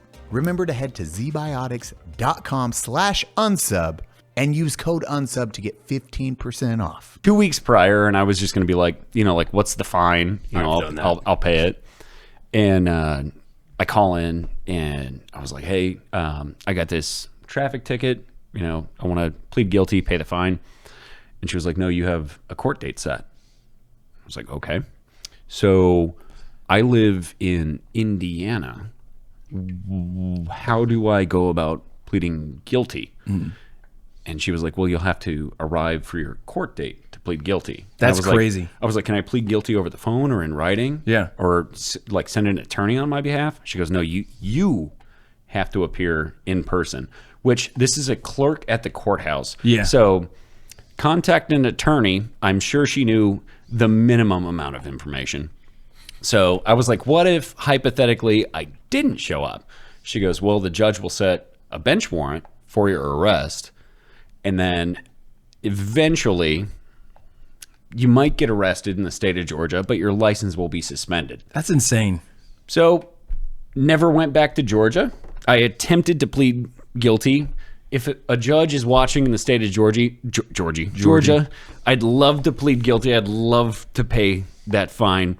I don't want my license, reinstated in the state of Georgia. But so far as it currently stands, my driver's license is revoked in the state of Georgia. Jeez. And if I get caught in Georgia, jail. I might go to jail. I used to always tell people, like, look, it's probably going to cost less if you just pay the fine. Because if you go to court and you're found guilty, which I didn't pull over anybody who wasn't indeed guilty, why are you laughing at that? Don't laugh at that. But I would tell them it's probably going to be cheaper because if you pay the fine, then it's just the fine. If you come to court, it's the fine plus the legal fees, the clerk's office fees, plus travel and everything else if you're out of state. And so I would tell people, I'd say, look, you can pay this online or you can come to court. If you pay online, this is what it generally looks like. If you don't come to court, or if you want to come to court, this is what it generally looks like. Most people didn't come to court because I had to be there. Because if I wasn't, well, I'd be charged, and that's happened before. So that was, yeah. Wait, charge? Well, really? Every time I've gone to court, the oh cops no, dude, never show up. I got. I'm not. Yeah, I can't go into detail. But a few years ago, I was charged with failure to appear, and I was arraigned. I'm in uniform at my arraignment, deciding if I want to represent myself or have court-appointed counsel. I didn't know that happens. Yeah. I thought it was just like, oh, the cop didn't show, so you're in the clear. No, some jurisdictions it's different depending on where you are. But for mine, I had some other tardiness and things like that. Because I think constitutionally, it's you have a right to face your accuser. Yeah, I think is the way it works. Now, are you the kind of cop that shows up? Show me John T. Government. Bring him here. No. So do you like show up to yours? Yeah. But because I know some of them are kind here's of what like, happens is like so when I wrote tickets, when I was really big into writing tickets, first of all, I was very big on discretion. You're first of all, okay, let's hear discretion. You would arrest our now. Here's the thing. If I'm hired to do a job, I can't not do that job. Fair. So what I did was I said, okay, I will set my discretion at a certain speed limit above the speed, or certain miles per hour over the speed limit. What was your number? I'm not going to say it publicly. 10%. Okay, hell yeah. 9. 9, you're fine. 10, you're mine. Finn, cut this out. The benefit of it is that the nicer, well, not necessarily nicer, but the more fair you are with doing your job. So now with doing the number of traffic stops I was doing, now I started to get to know people in the community, the bad neighborhoods, the good neighborhoods, the schools, the businesses. So when I had a domestic or I had a call that I actually had to maybe make an arrest on or maybe take further action looking for drugs or anything like that, I now had this network of people where I had these people that I was familiar with. So there was a kid that I grew up, well, I didn't grow up with him, but we worked in the lumber company 20 years ago. We worked together in Southern Maryland. And he comes through my radar at 97 miles an hour in a 55. So I wrote him reckless. I was like, look, I'm going to write you reckless. I was like, but you're good to go. I was like, your license is good. I'll write you the ticket. Just make sure you come to court. And he comes to court. He's like, oh, man, thank you so much for just writing me the ticket, blah, blah, blah. Like, you really looked out for me. Then the judge looks at him and is like, the heftiest fine I've ever seen. I think he ended up getting like 5 days to serve. He ended up getting, it was just all these, like, it was insane. And 5 days? 5 days in jail. Yeah. No shit. Yeah. For a traffic violation? Yeah. Well, because of his driving history. And so, but even after that, because he got a delayed report, so he didn't have to go straight to jail, but he came to me, he was like, look, man, he was like, I know that if you would have written it as reckless, then I would have had to do 30 days. He was like, I'll take 5 days anytime. So even after getting jail time, he was still cool with me. So you said you wrote it as reckless? I wrote it as reckless. Okay. But if I wrote it, I wrote it. I wrote it reckless. But I think I bumped his miles down because when you have your radar, we were talking radar earlier. When you see someone increasing in speed, any of the numbers that are displayed, you can verify they were going that speed. So if the highest is 97, but I've got him at 77, then I can still write him reckless at the 77. And so what that does is that's like, hey, if you're polite and cooperative, we can work through this. But through that whole court case, even now, like if I see him today, we're still cool because I use my discretion and he didn't have to do 30 days in jail. So just another one of those, like for the viewers, it's like one of the 19 reasons to not be a dick to a cop. Yeah. No matter what, A, human decency, but B, your day's not going to get better. Yeah. Well, you're not going to have a better experience if you're an asshole. Be polite to police officers until they arrest you, and then only consult your attorney. I always tell people, you don't have to be nice to me. Like you can be a dick, but at least be reasonable and say, hey, I was driving this car at this speed, or I smacked my baby mama upside the head. I got to take what's coming to me. And so those people, even if they were mean, it's like I don't have to be mean. Question. Go ahead. This seems like a good time to leave. I was at the gentlemen too. It was you gotta go. The slapping your baby mama. I was like, maybe I wouldn't say that to the cop. We'll see you. Darnell is about to ask if the radar can clock how hard. It's like the punching machine at the bar. Well, that was my old question. Now it's not like the baseball speed indicator. Yes. Use code FAT. I think I used the code FAT at Wegmans and it worked. Probably. Probably. That good? You use code FAT at Casey's gas stations to get your shitty pizza for 10% off. Fat. Oh, you want to?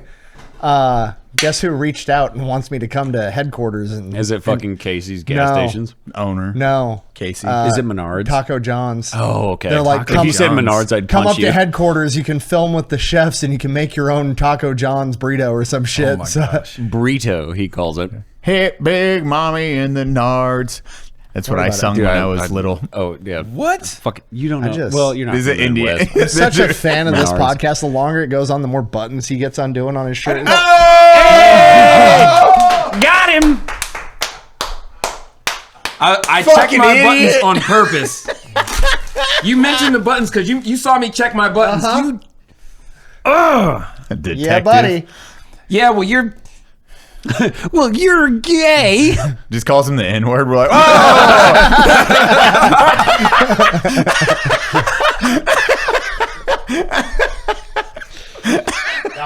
Thanks, Nick. I appreciate it. I'm gonna start putting tally marks tattooed on this finger every time I get somebody. The boobs. There you go. I haven't booped anybody in a while. Jeez. Yeah, it's been a long time since you booped somebody. Gosh, man, I told myself once upon a time I'd never get got. I didn't get got. Well, I did. I never have. And it's because I wore a shirt with buttons. I got my Echelon t-shirt in the truck and I was like, should I put on a t-shirt? I specifically told you, you asked, and I said, no, just sit your ass down because I knew I was going to do that from the beginning. He's been plotting on my buttons this whole time. 100%. He's been eyeing those. Gosh, man. That sweet butt ton. I've been setting it up for hours. He's got buttons. I'm going to get you back. No, you're not. Yeah, I am. Hold on. Nick bullies me about this bullshit all the time. May I see your hat? Yeah. You want me to take off my hat? Yeah, do it, please. You can hide your head. The internet's going to see my hairline. No, we can have Chase hard cut. Blur him out. What are you leaning in for? It is. Darnell. It is. It's been under a hat all day long. Connor, what? You have a small ass head too. For my first 4 years shooting content, I never shot without a hat on. And I think I was streaming one day and I switched hats. And they were like, he's got hair on his head? They thought I was bald the whole time. They think he's bald. Yeah. Good face. I cut it yesterday. I can tell. Yeah. Fresh. Well. Oh, the hat? Oh, sorry. Yeah. We have the same size fucking head. Yeah. Same size arms too. Hold on. No. Wear the hat like normal. What do you mean normal? The way you have that motherfucker behind the knot. Yeah, where your wear it spinal like cord I'm connects. fucking white trash because that's how I wear a Wear fucking it hat. like a normal hat. Do it. Do I wear it like, oh, hello. Oh, let's go to the base. Oh, I can't wait to see my sons play baseball. I KingPix, why'd your voice change? I love how mad he gets about his head being small. No, you wear your hat up here. It did look weird the other way. Till it gets sunny, and then if it gets sunny, you kind of pull it down. It's functional. It's functional. so He's got mad his head bill. is small. He's got his bill turned the same way I do too. Forward? Okay, I'll give that Forward? back. How you're supposed to block the sun? No, the bill. The whole point of the hat, you fucking moron. Hold on. The Fresh Prince is here! Yo, Fresh Prince. Fresh Prince I is mean on the bill. The first thing I do when I get a hat, it's the you fucking. Yeah. And what's his character name? Yeah, you know, hey, what's up, twin? This your boy Ladarius, you know what I'm saying? Hey, what the fuck? I be in this thing chilling. Hey, twin, that's my twin right there. That's my twin right there, boy. I seen him when I got to the spot. I seen my boy. I like that, my boy right there. The spot, you know what I'm saying? Hey, now we at the trap house. We at the trap house. We going worldwide. Hey, tell me you explain. You already know. You already know Ladarius, L to the double D, Ladarius. No, because you broke your bill. All right, I can He only do breaks that. his bill the same way I do. You don't. Huh? What do you mean? don't break your bill. I don't break it. I just Yeah, no, you fold it down. here's the secret. So I always get asked about my bill, and That's a Ranger roll. well, it kind of is. But I get these hats. This is from Tack Hunt Fish. You can get a 3-pack of these on GovX. So I was like, hey, let me get 2 of those because I always wear a hat. And If you're plugging, you're doing a bad job. I'm not plugging it. It just works. I just randomly I found a hat that I like and I stick with it. So what I do is when I get it, I dip it in hot water and then I put it into a cup or a mug and it just sits there for like 24 hours. Damn, I'm just putting my hat on like a moron. No, you gotta bake it. So I wear mine in the shower. Okay. To form fit the hat to your head. Yeah, because they're always that so works? baggy when he gets them. He's got to shrink them. I got big bang bong. Me Nick, Fat Electrician. You are not. You are not about to funny voice acting like it's normal to wear your hat in the shower right now. You did say you wear your hat in the shower. Yeah, no, you take a hot. Do it Naked. Hat. All right. Does nobody want to hear my fucking story? I'm sorry. Appreciate it. Let's let him cook. If we could quiet down. Yeah, it sounds like a movie theater right now. Let's see loudies in the back.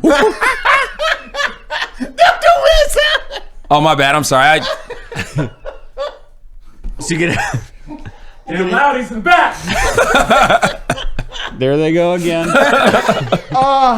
It's a cultural pattern. It's not a stereotype. It's a pattern. So get a 6-panel trucker hat like that. First thing you do, straight out the box, is you break the bill as hard as you possibly can. Crack it, which as the kids nowadays it means fucking something apparently. Ooh. You put it on. Ooh. You take a hot steamy shower with your hat on for the first time. It shrinks the fabric down to your head. It fits it. And If your head is small. well, it's baggy. okay, yeah. No, wait, no. I was getting there. Sorry. Dumb fucking retards will say, if you have a tiny head, that's what will shrink it down. No, whatever. You said that. You just Motherfucker, said you are that. not about to call me retarded because I don't wear my hat in the shower.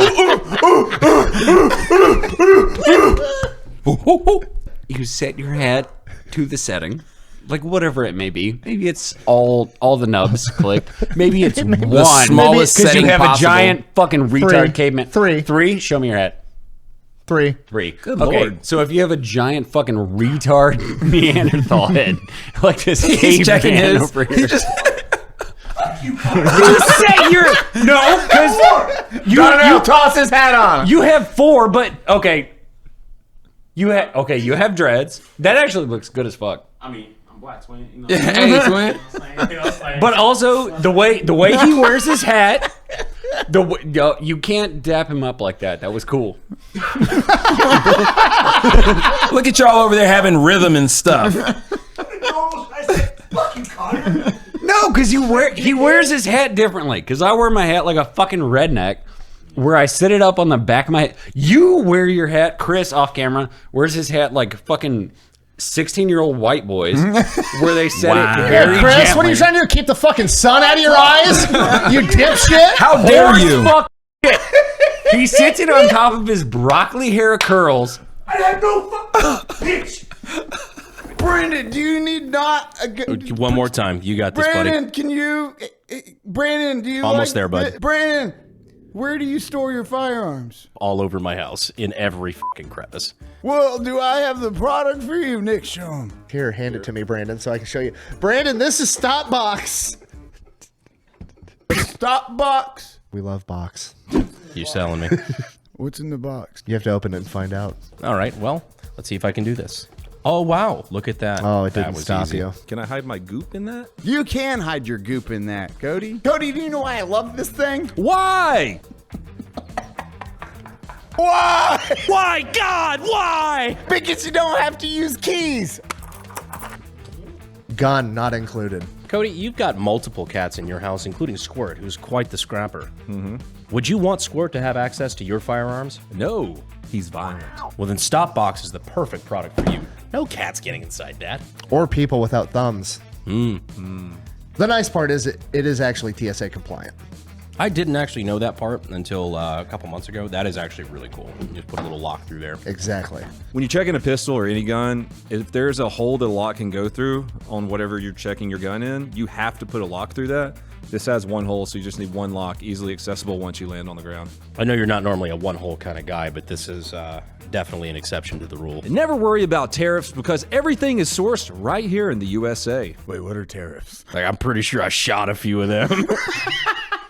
For a limited time only, get 10% off your entire order if you use code unsubscribe at checkout. And right now, if you buy one STOPBOX, you're going to get another STOPBOX free. So that's 10% off plus buy one, get one free when you use code unsub at checkout. That's StopBoxUSA.com. Discover a better way to balance security and readiness with StopBox. StopBoxUSA.com.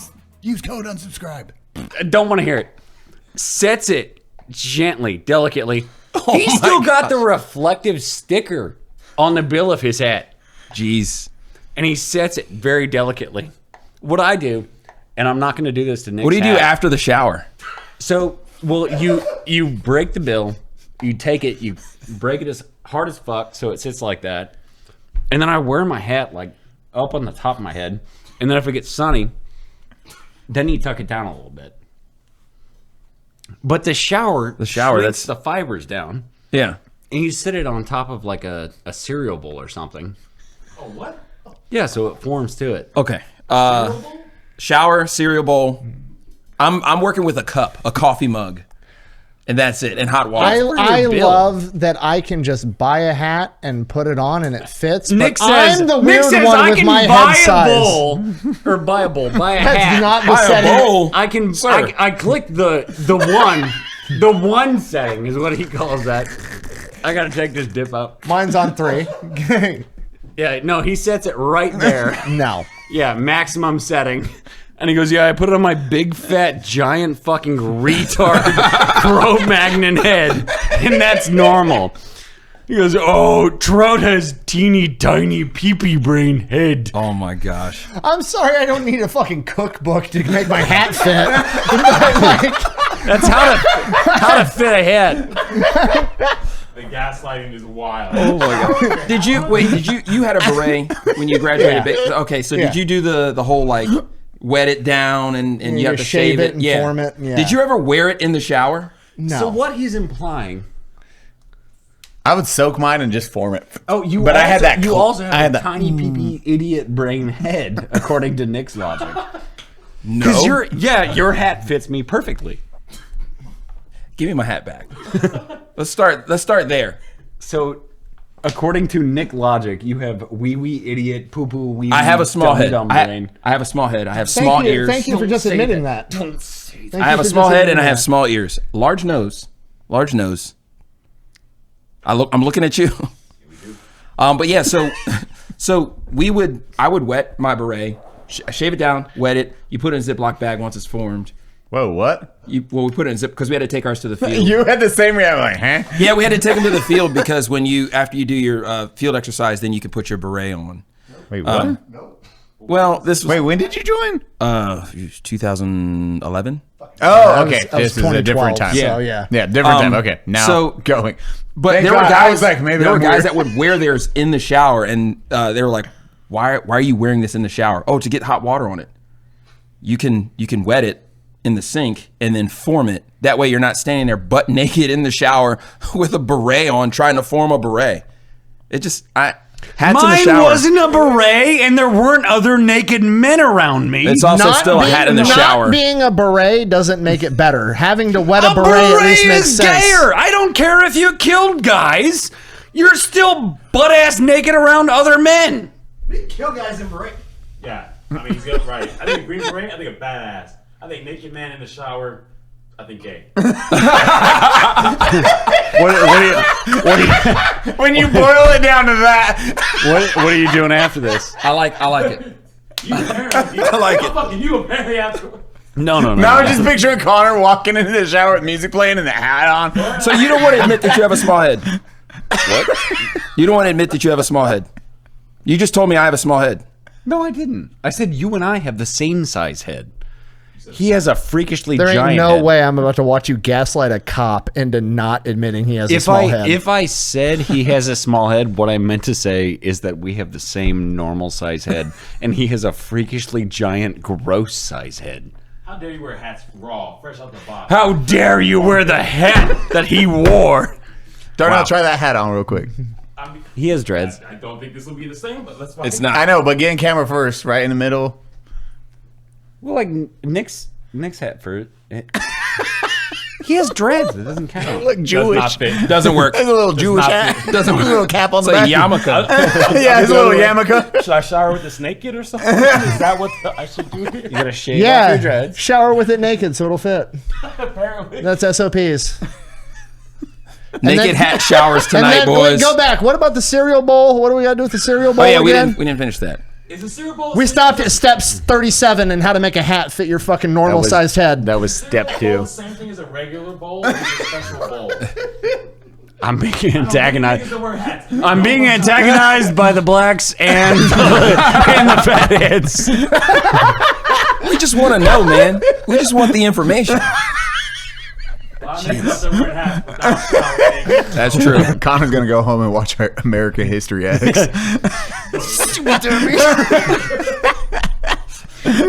We really got him. What's a big-headed movie? Say my head's big. What's an anti-big head movie? Megamind.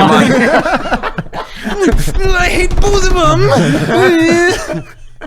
Jeez. Wow. You wanted to come on us. How did we get here? I don't know, but it's great. A lot today. Yeah.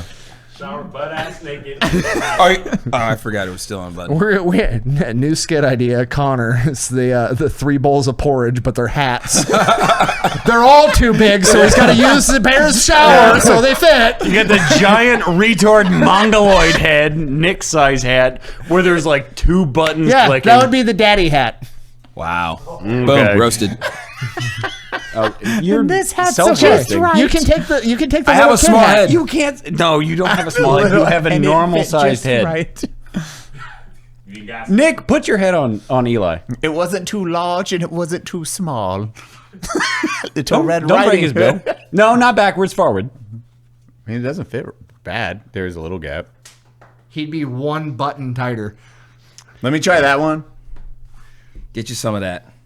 Oh my God. Don't judge me. I do not. Well, he wears the hat like I do. Because I can't put it on. Can't put it anymore. on. Like He's got a normal size head, so it's larger than mine. dude, that's a tourniquet on my brain. There you go. That'll make you smarter. Oh, fuck. Now Eli doesn't know how to work the cameras. God damn, look what you did, Connor. God damn it, I'm 6'2". I'm 6'2". Shower naked with hats on. Jesus, it's the first time I butt. I'm gonna say it. I'm gonna say it. Let's real conversation. Oh my What gosh. setting do you have to put your Burger King crown on? The last latch. Does this come But in I kid but I size? wear it the white trash way, where I'm like sitting it up on the back of my, and I'm like, Jeez. One in the background. We don't have one? No. Oh, okay. Oh my God! What the there's one. fuck? There's one floating around. I can get that. I got you. I'm surprised we don't have one. I'm fucking up. She's got a surplus in the car. I've talked about this on one of the episodes, but you coming onto the live show, you walked out on stage. You were supposed to bring drinks out. And I didn't even think about anything like the nerves going on stage in front of you, that like any of that. I was like, hey, wait, stop. And your brain just reset. I literally reset. I don't know if you saw it or not, but I had water in that cup and I spilled it. And I was like, well, I'm already here. So then I just like, what does every guy do on stage in front of thousands of people? You just, yeah. And that's literally all I did. And Zach was like, wait, are you going to tell a story? Are you going to say something? I was like, no. It's like my mindset was it was already a miracle that I was there because with being able to take leave from work and everything else and kind of short notice. And then I left there to go to North Carolina. I knew I was going to North Carolina to shoot some of the Black and Blue podcast. And so Zach was like, yeah, you just got to talk to them. And I'm like, I'm not going to show up the day of an hour before the show and say, hey guys, you should let me get on the mic. Like, I think that was a bit much. So when Zach was like, all right, bring the White Claws out on stage. And I was like, okay, I'll do it.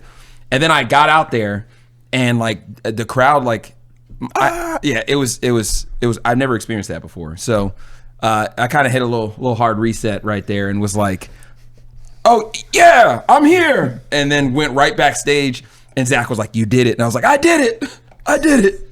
So that was cool. I'm looking forward to the next round of live shows. We got you. It was awesome seeing you on stage. And then the crowd, especially that crowd was insane. The Florida crowd. If we do live shows again, when we're all on a plane together, we all have to walk onto the plane wearing Burger King crowns. Act completely normal, but just wear them. Do you shower beforehand or no? Yeah. Do you have to go take a shower with that? Get that friendly woman off the plane! Why is this Burger King crown soggy? Wait, where did you just spawn Burger King crowns from? Do you guys? Oh, I just slipped off. That's I our got superpower. a Whopper Deluxe. Oh my God, he doesn't have an offender power. I don't. Do you know the offenders? I do know the offenders. What's your superpower? Ooh, we haven't done this. It's not up in to so me long. to decide. No, it is. Hold on, It's literally what the fuck is your Connor's superpower?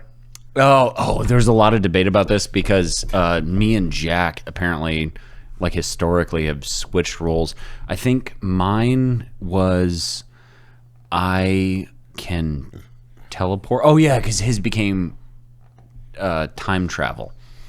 I can teleport, but every other time I become a random sex toy for 24 hours. Isn't it you can shapeshift? But Shapeshift, yes. Yeah. So and then every other one you shapeshift into a sex toy though, and you have no control. And I have no idea what it is. So I'm comfortable just letting the internet decide mine. No, Because pick your superpower. We gotta wait for 2 weeks and then let. So do I have to pick the superpower? And we pick the offset. I thought you watched Unsub, dog. I do, but I never thought that I'd be picking a superpower. Wow. Oh, you get pulled over tonight. I didn't get pulled. I am invisible to law enforcement. That's not really. That's a big power for that is. Hey, look, I need that. I wish I had that at my arraignment. Good Lord, that's your superpower. You just fuck over fucking Caleb. The cop walks up and you just whoop. Cop only sees Caleb. Oh, you guys are good. Darnell's pulling out stuff. I mean, everybody wants to fly, right? What is it? Everybody wants to fly. Like I would love to be able to fly. Something unique. He's got teleport. Or you got shapeshift. Someone has teleport. Mm-hmm. Cody has flying, right? Yeah. Yes, with racial slurs. What about like the Flash, like super speed? Does anybody have that? Eli. Gosh darn it! I can't be fast. I mean, they can. You can have super mind speed. Reading. Does anybody have mind reading? Rich. Fudge. We can give him super speed. That's black. Yeah, I was gonna say that fits. I'm kind of fast. Okay, so you can move at the speed of light. Works for me. Okay, so speed of light, and then the offset is. Oh my god! The black light. That's a merch idea. Just a black light bulb. Your costume is just black with like a splatter.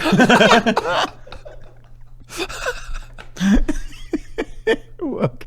There's something there. We're on to something, boys. Okay, so we got the black light, and then his offset is.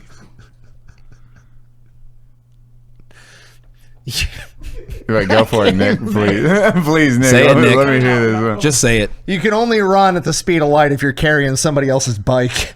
Oh my God! He has to. Oh, take my Excuse me, hand. son. I need to borrow your bike.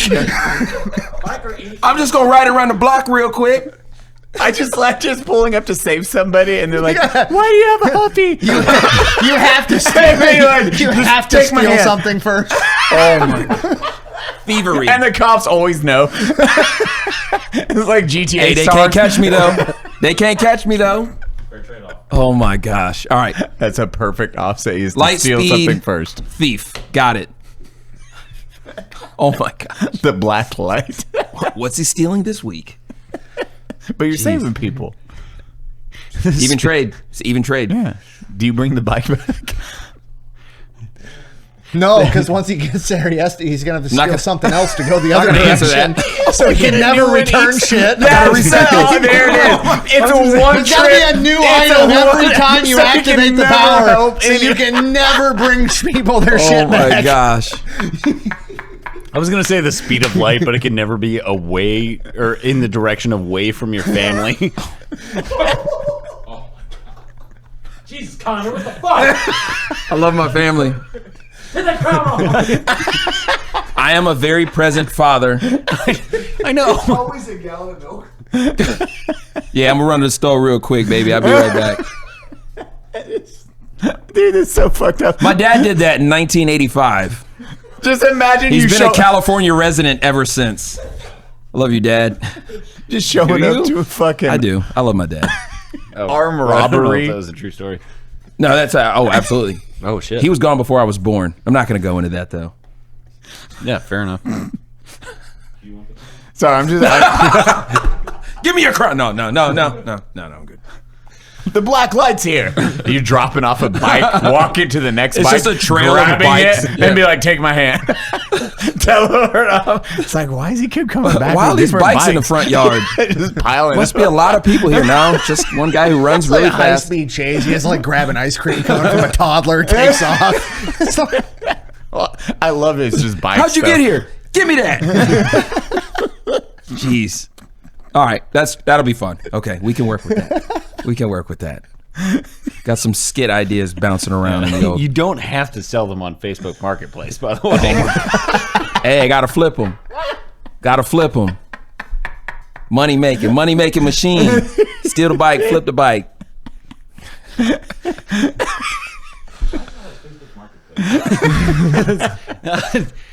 It's the modern day Craigslist. It's true. It is the Wild West. My wife buys so many things on Facebook Marketplace, and she'll say, "Oh, by the way, can you go pick this up?"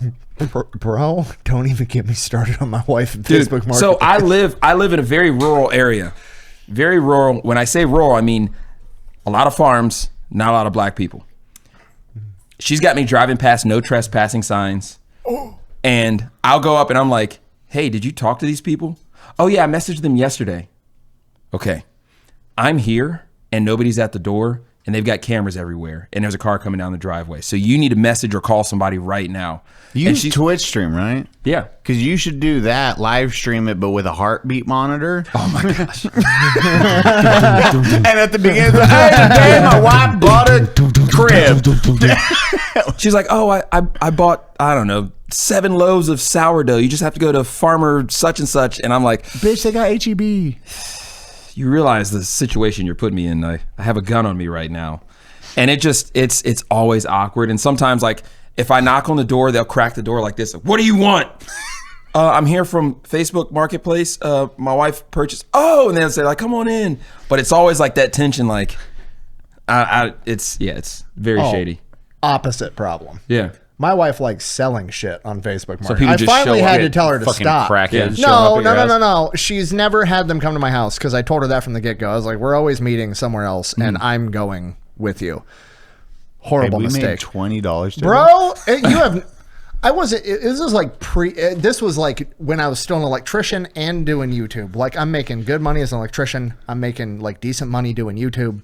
Like I'm making money, and I like get off work. I got videos to make. I just worked a 10-hour shift being an electrician. She's like, "Will you take me to Casey's on the north end of town, like the shittiest, most ghetto gas station in town? Take me to the hood, big dog. I have to meet this person to sell them a bed set." Okay. I drive her there. I'm sitting in this Casey's gas station, and we're like pulled up to the front of the gas station. So it's like my bumper, 4 feet of sidewalk, brick wall, door to walk into the gas station. Then a 2006 Buick LeSabre pulls up, bumping a little Boosie. Obvious drug dealer walks up. It's winter. Standing with a bed set standing in front of the gas station in the bad side of town. Takes his winter gloves off, like the 99-cent cheap ones. Oh my gosh. And sets them down on the little ledge because it's like brick halfway up, and then it turns to sheet metal, and there's like a lip this big. Yeah. Sets his gloves there and stands there for a minute. Sees another dude that's obviously tweaking walking up, and they walk up and they talk for a minute, and I see the handoff, and the dude that set his gloves on the ledge walks away and leaves his gloves. And I'm sitting in my car 4 feet away watching it. So, sweetheart, we're watching a drug deal happen drugs right now. to me. And then, like, the tweaker's looking around all nervous and then grabs the gloves and leaves. And she's like, "What was that?" I go, "That was a fucking drug deal." Like, jeez. And she's like completely oblivious to it. I've now been in front of this gas station for 15 minutes, and the person pulls up and buys a bed set. I get out and hand it to him, and she hands me, I'm not exaggerating, a 5 and 2 1s. And I was like, "Hannah, $7 bed set. Fucking give it to Goodwill. I've now wasted an hour of my time." Oh, that was the for $7. That was the legitimate amount she sold it for. Oh my gosh! All of that. It was like she listed it for $10 and they talked her down. And she's like, "Well, I don't just want to give it away for free. We paid money for this." I go, "Hannah, my time is worth money. Like, it was $7 for some shit I already paid $10 for. I'm like $50 in the hole on this $10 bed set." Darnell, aren't you supposed to be a blue collar person for the people? $7. You got a story out Still a waste of time. God forbid nigga got some etiquette. You just hanging from the car nearby. My wife will buy stuff. So like my kids, they each have their own room. So we've got bunk beds for the youngest one. We've got regular single bed, and then my oldest kid has like a double, or I don't know what size it is. But my wife still buys beds on Facebook Market. We've got two bunk beds in the garage. No soft furniture. Yeah. I do the same. No bed bugs. And when they're worn in. It's like she likes the wooden, they're like these IKEA bunk beds. She just buys the frame. Oh, okay. I thought you were talking about I thought the mattresses. Don't buy anything soft on the internet. Yeah, don't put your kids in mattresses. I like used mattresses. That's comfortable. They're worn in. These aren't New York tunnel mattresses. But what happens is we'll get these bunk beds and they'll just stack up. And she's got like bookshelves, bunk beds. And so every so often, like when I built my garage gym, I ran out of space, and I'm like, we got all this crap. She doesn't know what's out here. I'm gonna start taking this. I'm gonna start piecemealing it and taking it to the dump and throwing it in the trash. I've thrown away like 2 bunk beds, 2 shelves. She has no clue. I hope she doesn't watch this, but I've thrown away all this stuff, and she's still like, the other day, she's in the room. She's like, "Do you know where the tape measure is? Do you know what that means when your wife asks where the tape measure is?" She's about to buy shit. Yeah. And I'm like, word of advice when she asks that, don't say, "Do you know how to read a tape measure?" They get mad. She didn't, but she still got mad at me. She didn't. I would not do that. My wife is really good at being angry. I don't know if you know this or not. My wife is a black woman. Really good at being angry. I thought we had the same wife for a minute. Well, she's put that similar. in the intro. So if she does watch this, we fuck him over. But in what I 15 did seconds. was I took, so in the mud room, like where the washer and dryer is, we have 2 tape measures. I took them and I put them downstairs in my office. And so she hasn't asked for the longest time, but then the other day she was like, "Hey, where's the tape measure?" And I'm like, "Oh, I think it's in the car." And then sure enough, she had like this, like the sewing measure, and she's got that, and she's measuring a shelf in our bedroom, and I'm like, "What are you doing?" She's like, "Yeah, I found one on Facebook Market." I'm like, "Oh my gosh, she's unstoppable. She's gonna find a way. We're gonna buy stuff on Facebook. We're gonna sell stuff on Facebook. It's the nature of it. I'm doomed." Facebook Marketplace. Gosh. Gift and a curse. Gift. It's where I got this shirt. No, I'm just kidding. I did not get this from... Your wife's just going to fast forward to this part. But, Have I ever told you about the time that I got conned into remodeling the break room at a salon? Wait, what? Bro. My wife. Hello. You were voluntold into that. We have to you have to come help me remodel the break room. What? It's like 9 o'clock at night in a commercial salon that she works at. Okay. Her and the girls that work there got together and decided that they wanted their break room to be nicer. And I said, you should talk to the owner and see if he'd throw a couple grand to have some new flooring put down. This is in a strip mall, I'm assuming? No, standalone building, commercial salon. Okay. And I'm like, so talk to the owner and have him remodel it. No, me and the girls already bought all the stuff. I go, you went and bought shit to remodel the break room with your own money. Mm-hmm. They measured out the square footage of the floor. They bought lava lamps and pictures of Marilyn Monroe. I show up. It's me. It's the women.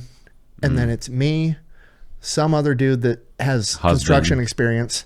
Boyfriend. Yeah. And then 2 boyfriends that are useless. Jeez. Y'all will be friends. Me and this one dude, his name was also Nick, are just looking at each other like, well, it's this me and you remodeling this fucking break room, I guess, bro.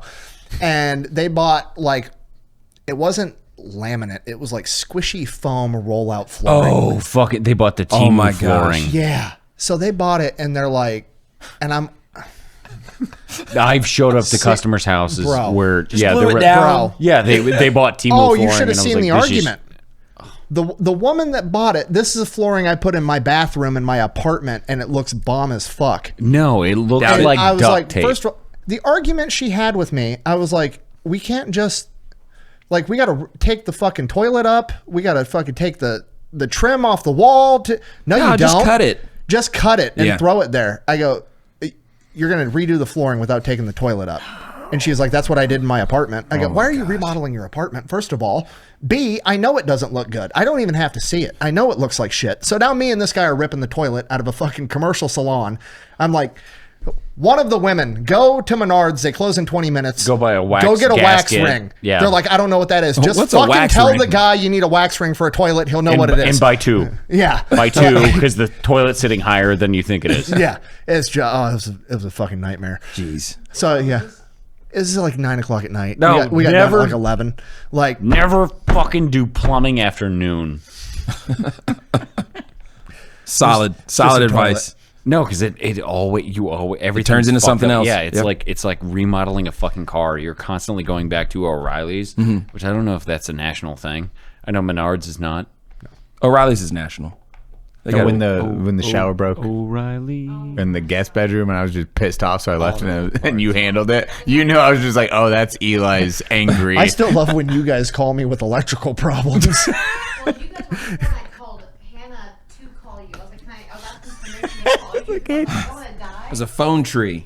Well, I was trying to find a breaker on something. I was like, hey, Nick, where the fuck is the breaker for this thing? You called me on you called me on that, and I had just smoked a cigarette at Cody's house and seen that there was the breaker on the outside of the house in Texas, which I had never fucking seen before.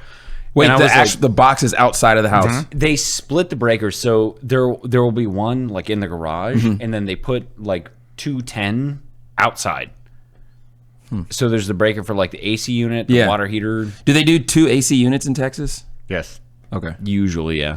I have one. I have different ones for different portions of the house, and then so you and then I forget something tripped in one of the house in our master bathroom. Yeah, but you then, called because your bathroom and bedroom lights weren't working. Yeah. And, Flickering all the time. well, no, this is the one where I was like, we've reset everything. Nick's like, it's on one of the probably guest bedrooms. There'll be a reset button. I'm like, why the fuck? This is again not.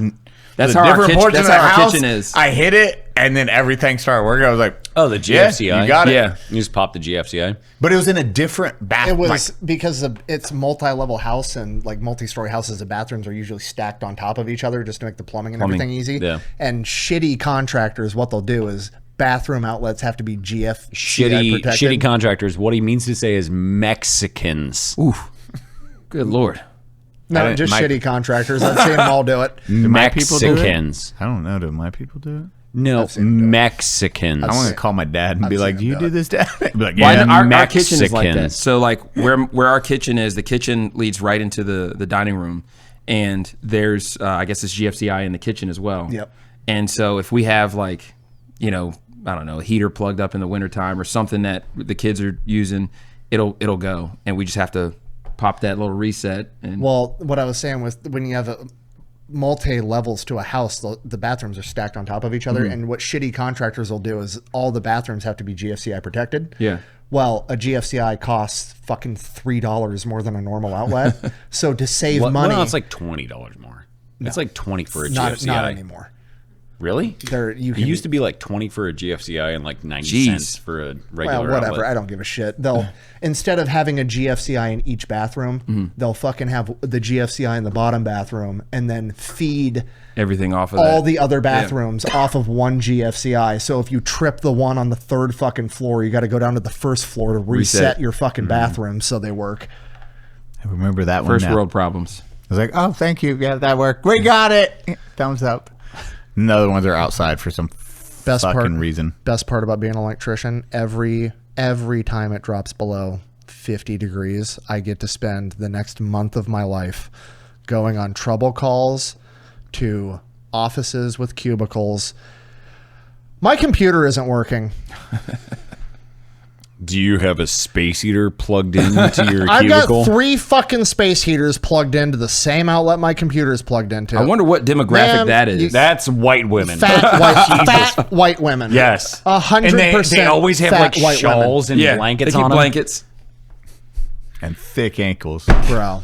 No, they don't have ankles. I don't understand they're the just like- logic. It's just a pant because leg. I know this is Straight fucking down. crazy, but like, do you know what temperature it is in that building in the summer? 70. 70. You know what temperature it is in that building in the winter? 70, 70, 70, It's the same always. fucking temperature. Why are you But it's cold outside. It's winter. Why are you wearing a tank top? Because I'm fucking inside, and every building I'm in is 70 They're degrees. always fucking hot during the fucking summer and freezing cold It during doesn't the make fucking sense. winter.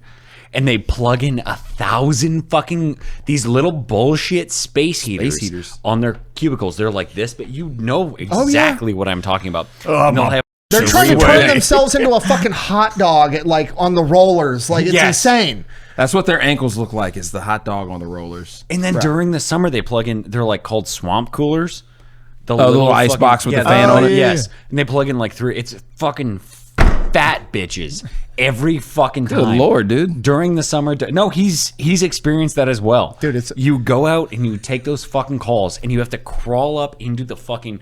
You push the ceiling tiles to the side to go up in the fucking breaker box and flip the fucking breaker and tell this fat fucking to unplug 3 of her fucking swamp coolers. Bro, It's hot in here. They're the most annoying people on the fucking... I was at a job once. We were knocking a wall out and there was a panel there. I'm the electrician. They called me in. I got to fucking unwire everything in this panel, move the fucking panel, redo the piping like 6 feet to the right where they're not knocking this hole. That's fine. Like, that's just part of the job. I rewire the panel, put the new panel back in.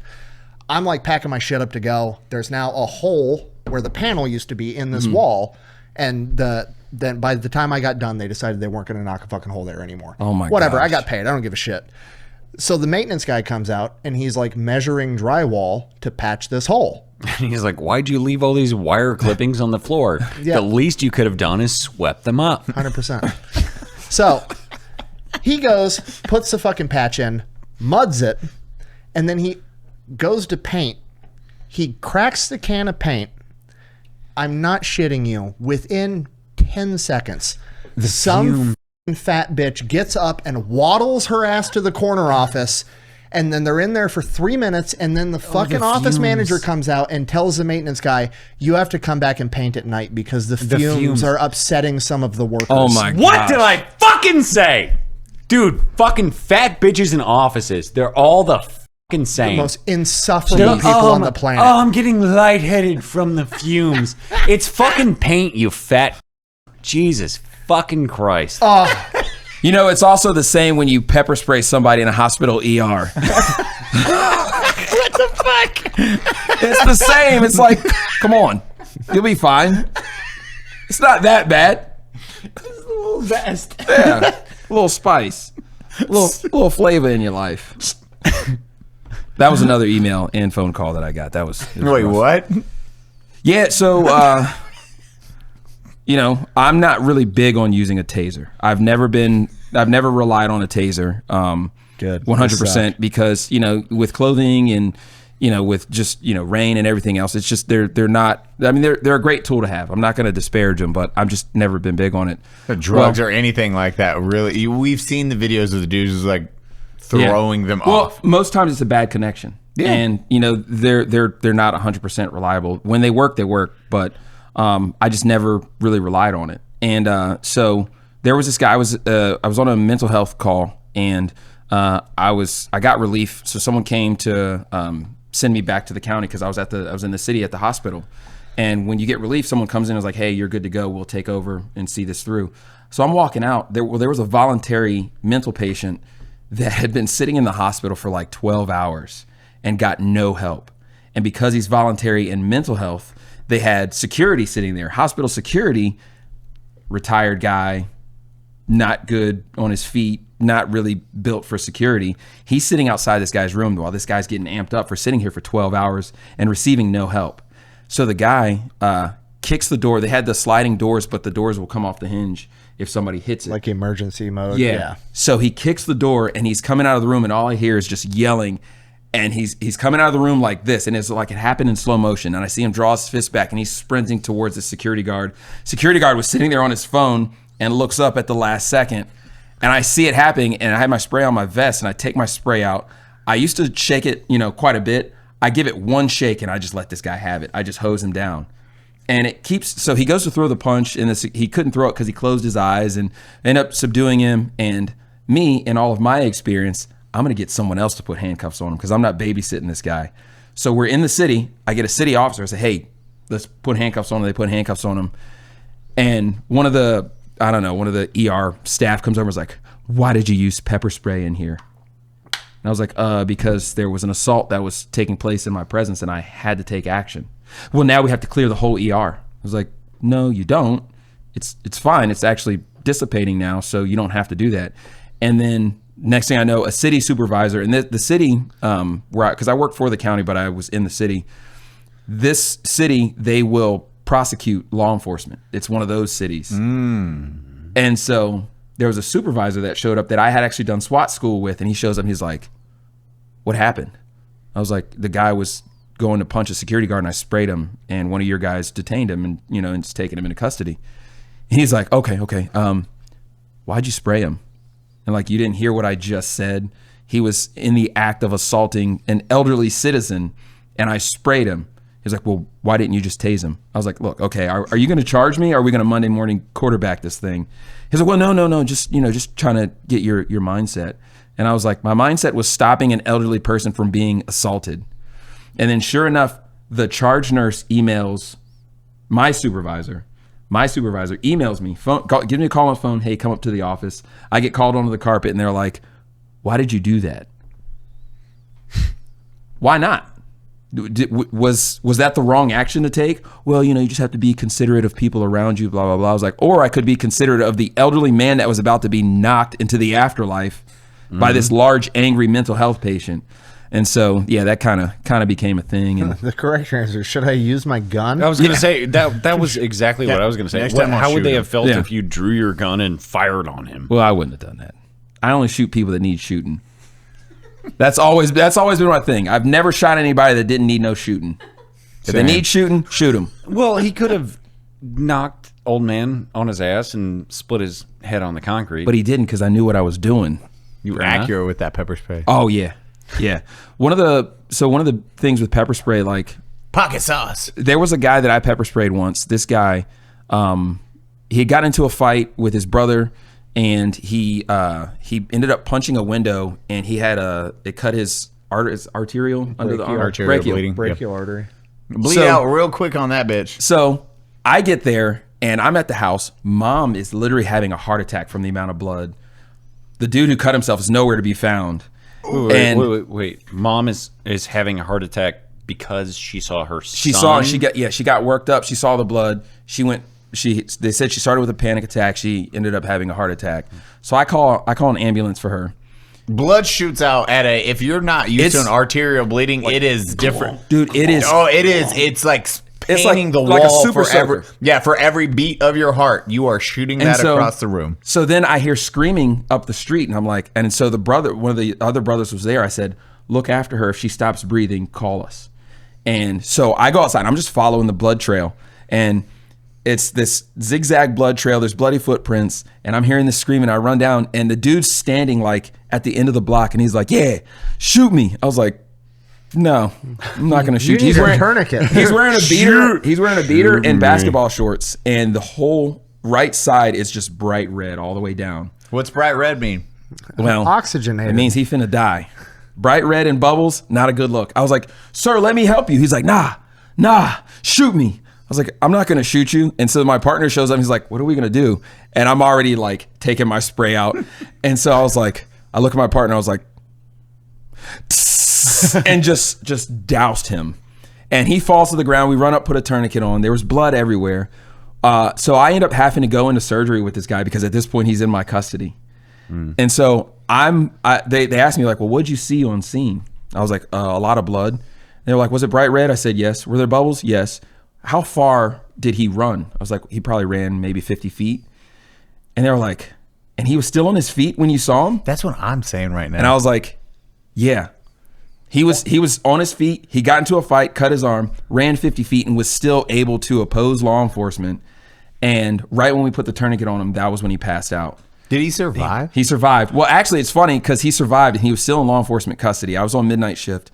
So at the end of my shift after surgery, which was really cool, sitting and watching the doctor put him back together, I got relief. Day shift came and relieved me.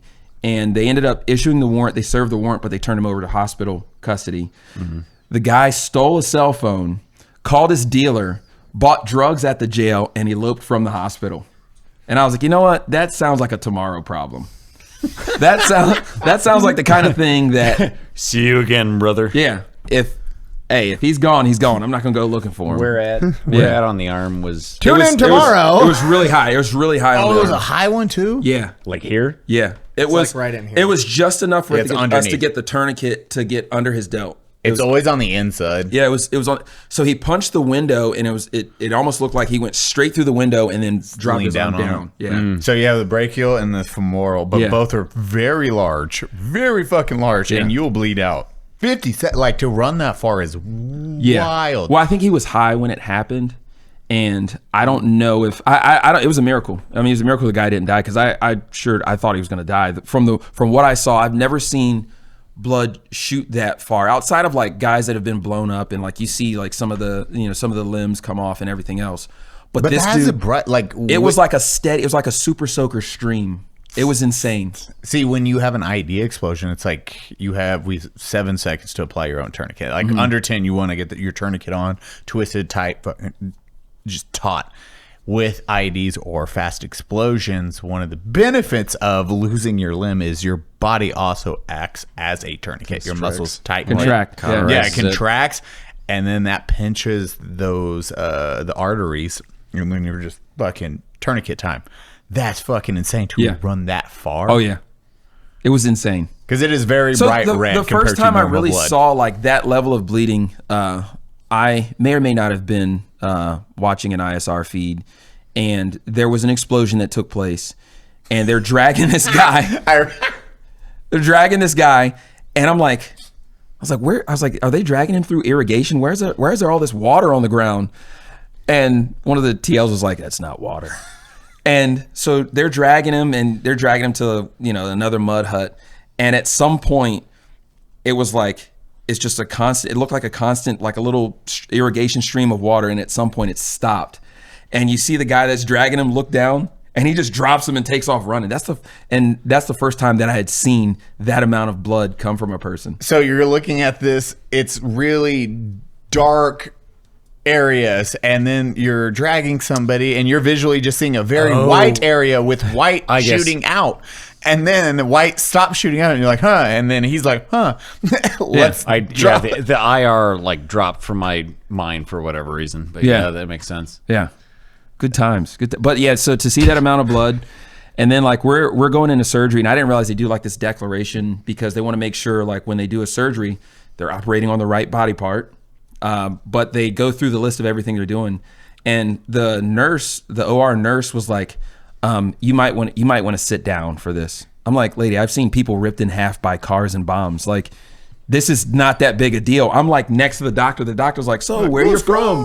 The doctor's, and he's like, you ever seen this? And I'm watching him put stitches inside of this guy's arm. And I'm like over the doctor's shoulder, and he was like, take a look at this, get a closer look. He's like, you want to take a picture of it? And I was like, no, I don't. But this is great. And the nurse was like, he's probably going to pass out. And I was like, he's already asleep. And the doc goes, she's talking about you.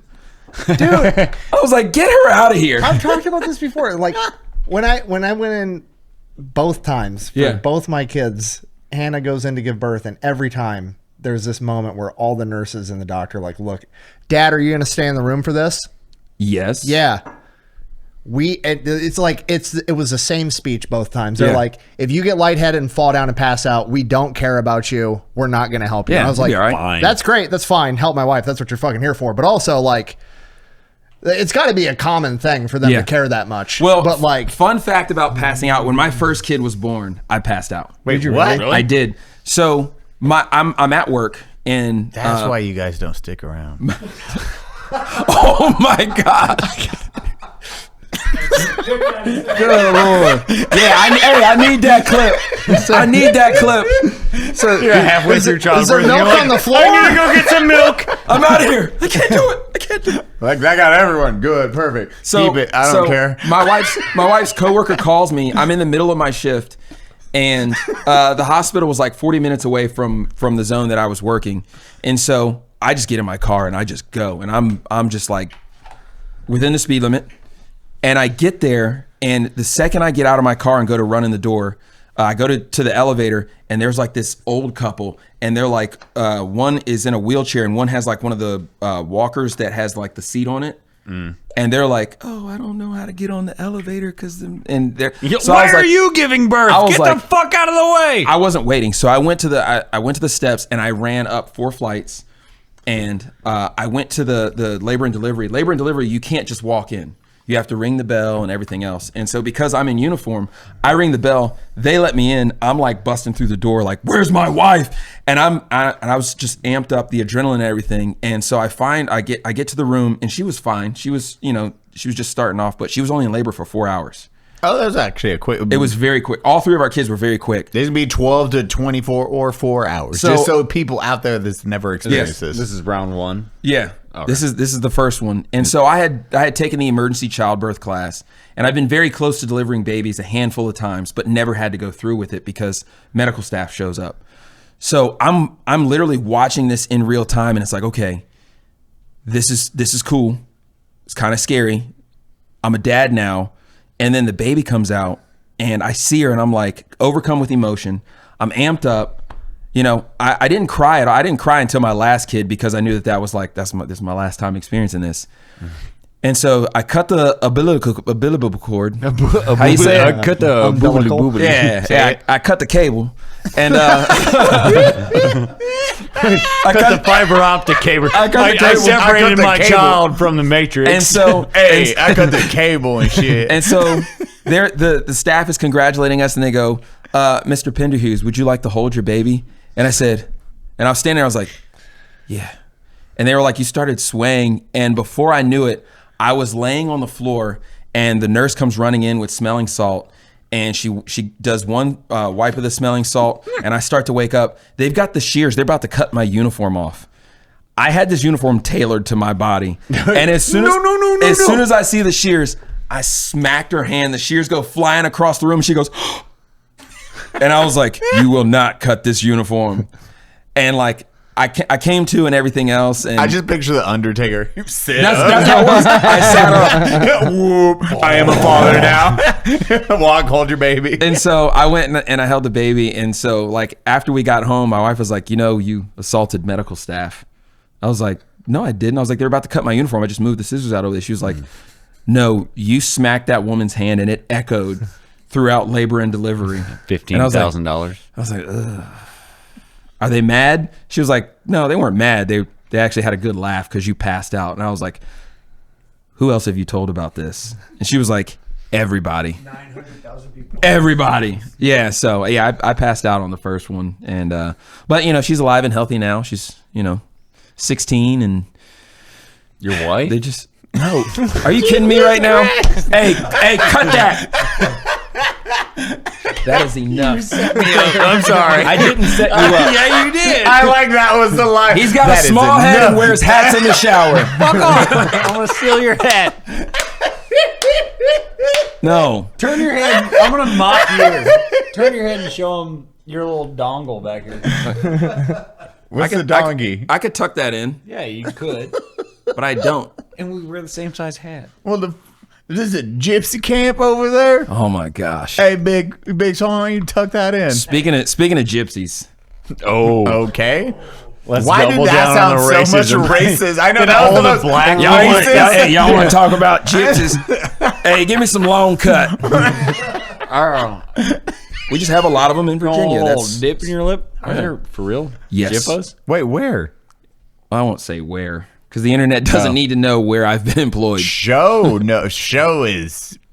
She's from Ireland, she so lives she in knows. Ireland. Yeah, Yeah. so she's like, oh, fucking Jippos. And you're like, Oh my god. Oh, Jippo's a slur. So- Is it really? Oh, fucking gypsies. Glad I didn't say it. I don't say slurs on the internet. I don't know what's. I I can don't say it. care. it's a European slur, Yeah. so it doesn't count. Oh yeah. How do you identify a gypsy? Okay, so Yeah, I mean, my best guess was check they were your trying wallet- to fuck you a check your hunchback pocket, at Notre your Dame. wallet That's the is only there. thing I know. they're nomads. They're often unhoused and they move in large groups. Unhoused. That's the best description I have. And they'll go and they'll set up like a corner, they do like farmers markets and stuff like that. But then they also the ones that I've encountered They're in real life. carnies with no Ferris wheels. Okay, that's what Yes. they are. Yeah. They're Dude, that is the greatest. Imagine carnies, but they don't bring in money. carnies with no rides. Yeah. So, like, And they steal. Do they still have the wagons? Like I'm thinking in my mind. They in Europe they do. Yeah. They have yeah, so it's a mixture. They even will They're have station wagons Ferraris now. and shit. I've seen them with station wagons with and you. they have like Caravans. Okay? Caravans. Yeah. they have trailers, so they'll hook up a trailer to a car or to whatever they're driving, and it's the ones that I've experienced, and this is my lived experience. It's always like full of junk. They have like ceiling fans and window AC units. God forbid a nigga's cool. I'm just saying, like it's They're white. They fucking got Yeah. fans and ACs. yeah. No, They're white. these are white. Driving around with a sawhorse. Like, whose is this? Where'd you get this? It just, yeah, there's it's a pattern. They're I brown. like this got Darnell more than anything right They're now. brown whites. They're Turkish. I don't hate them.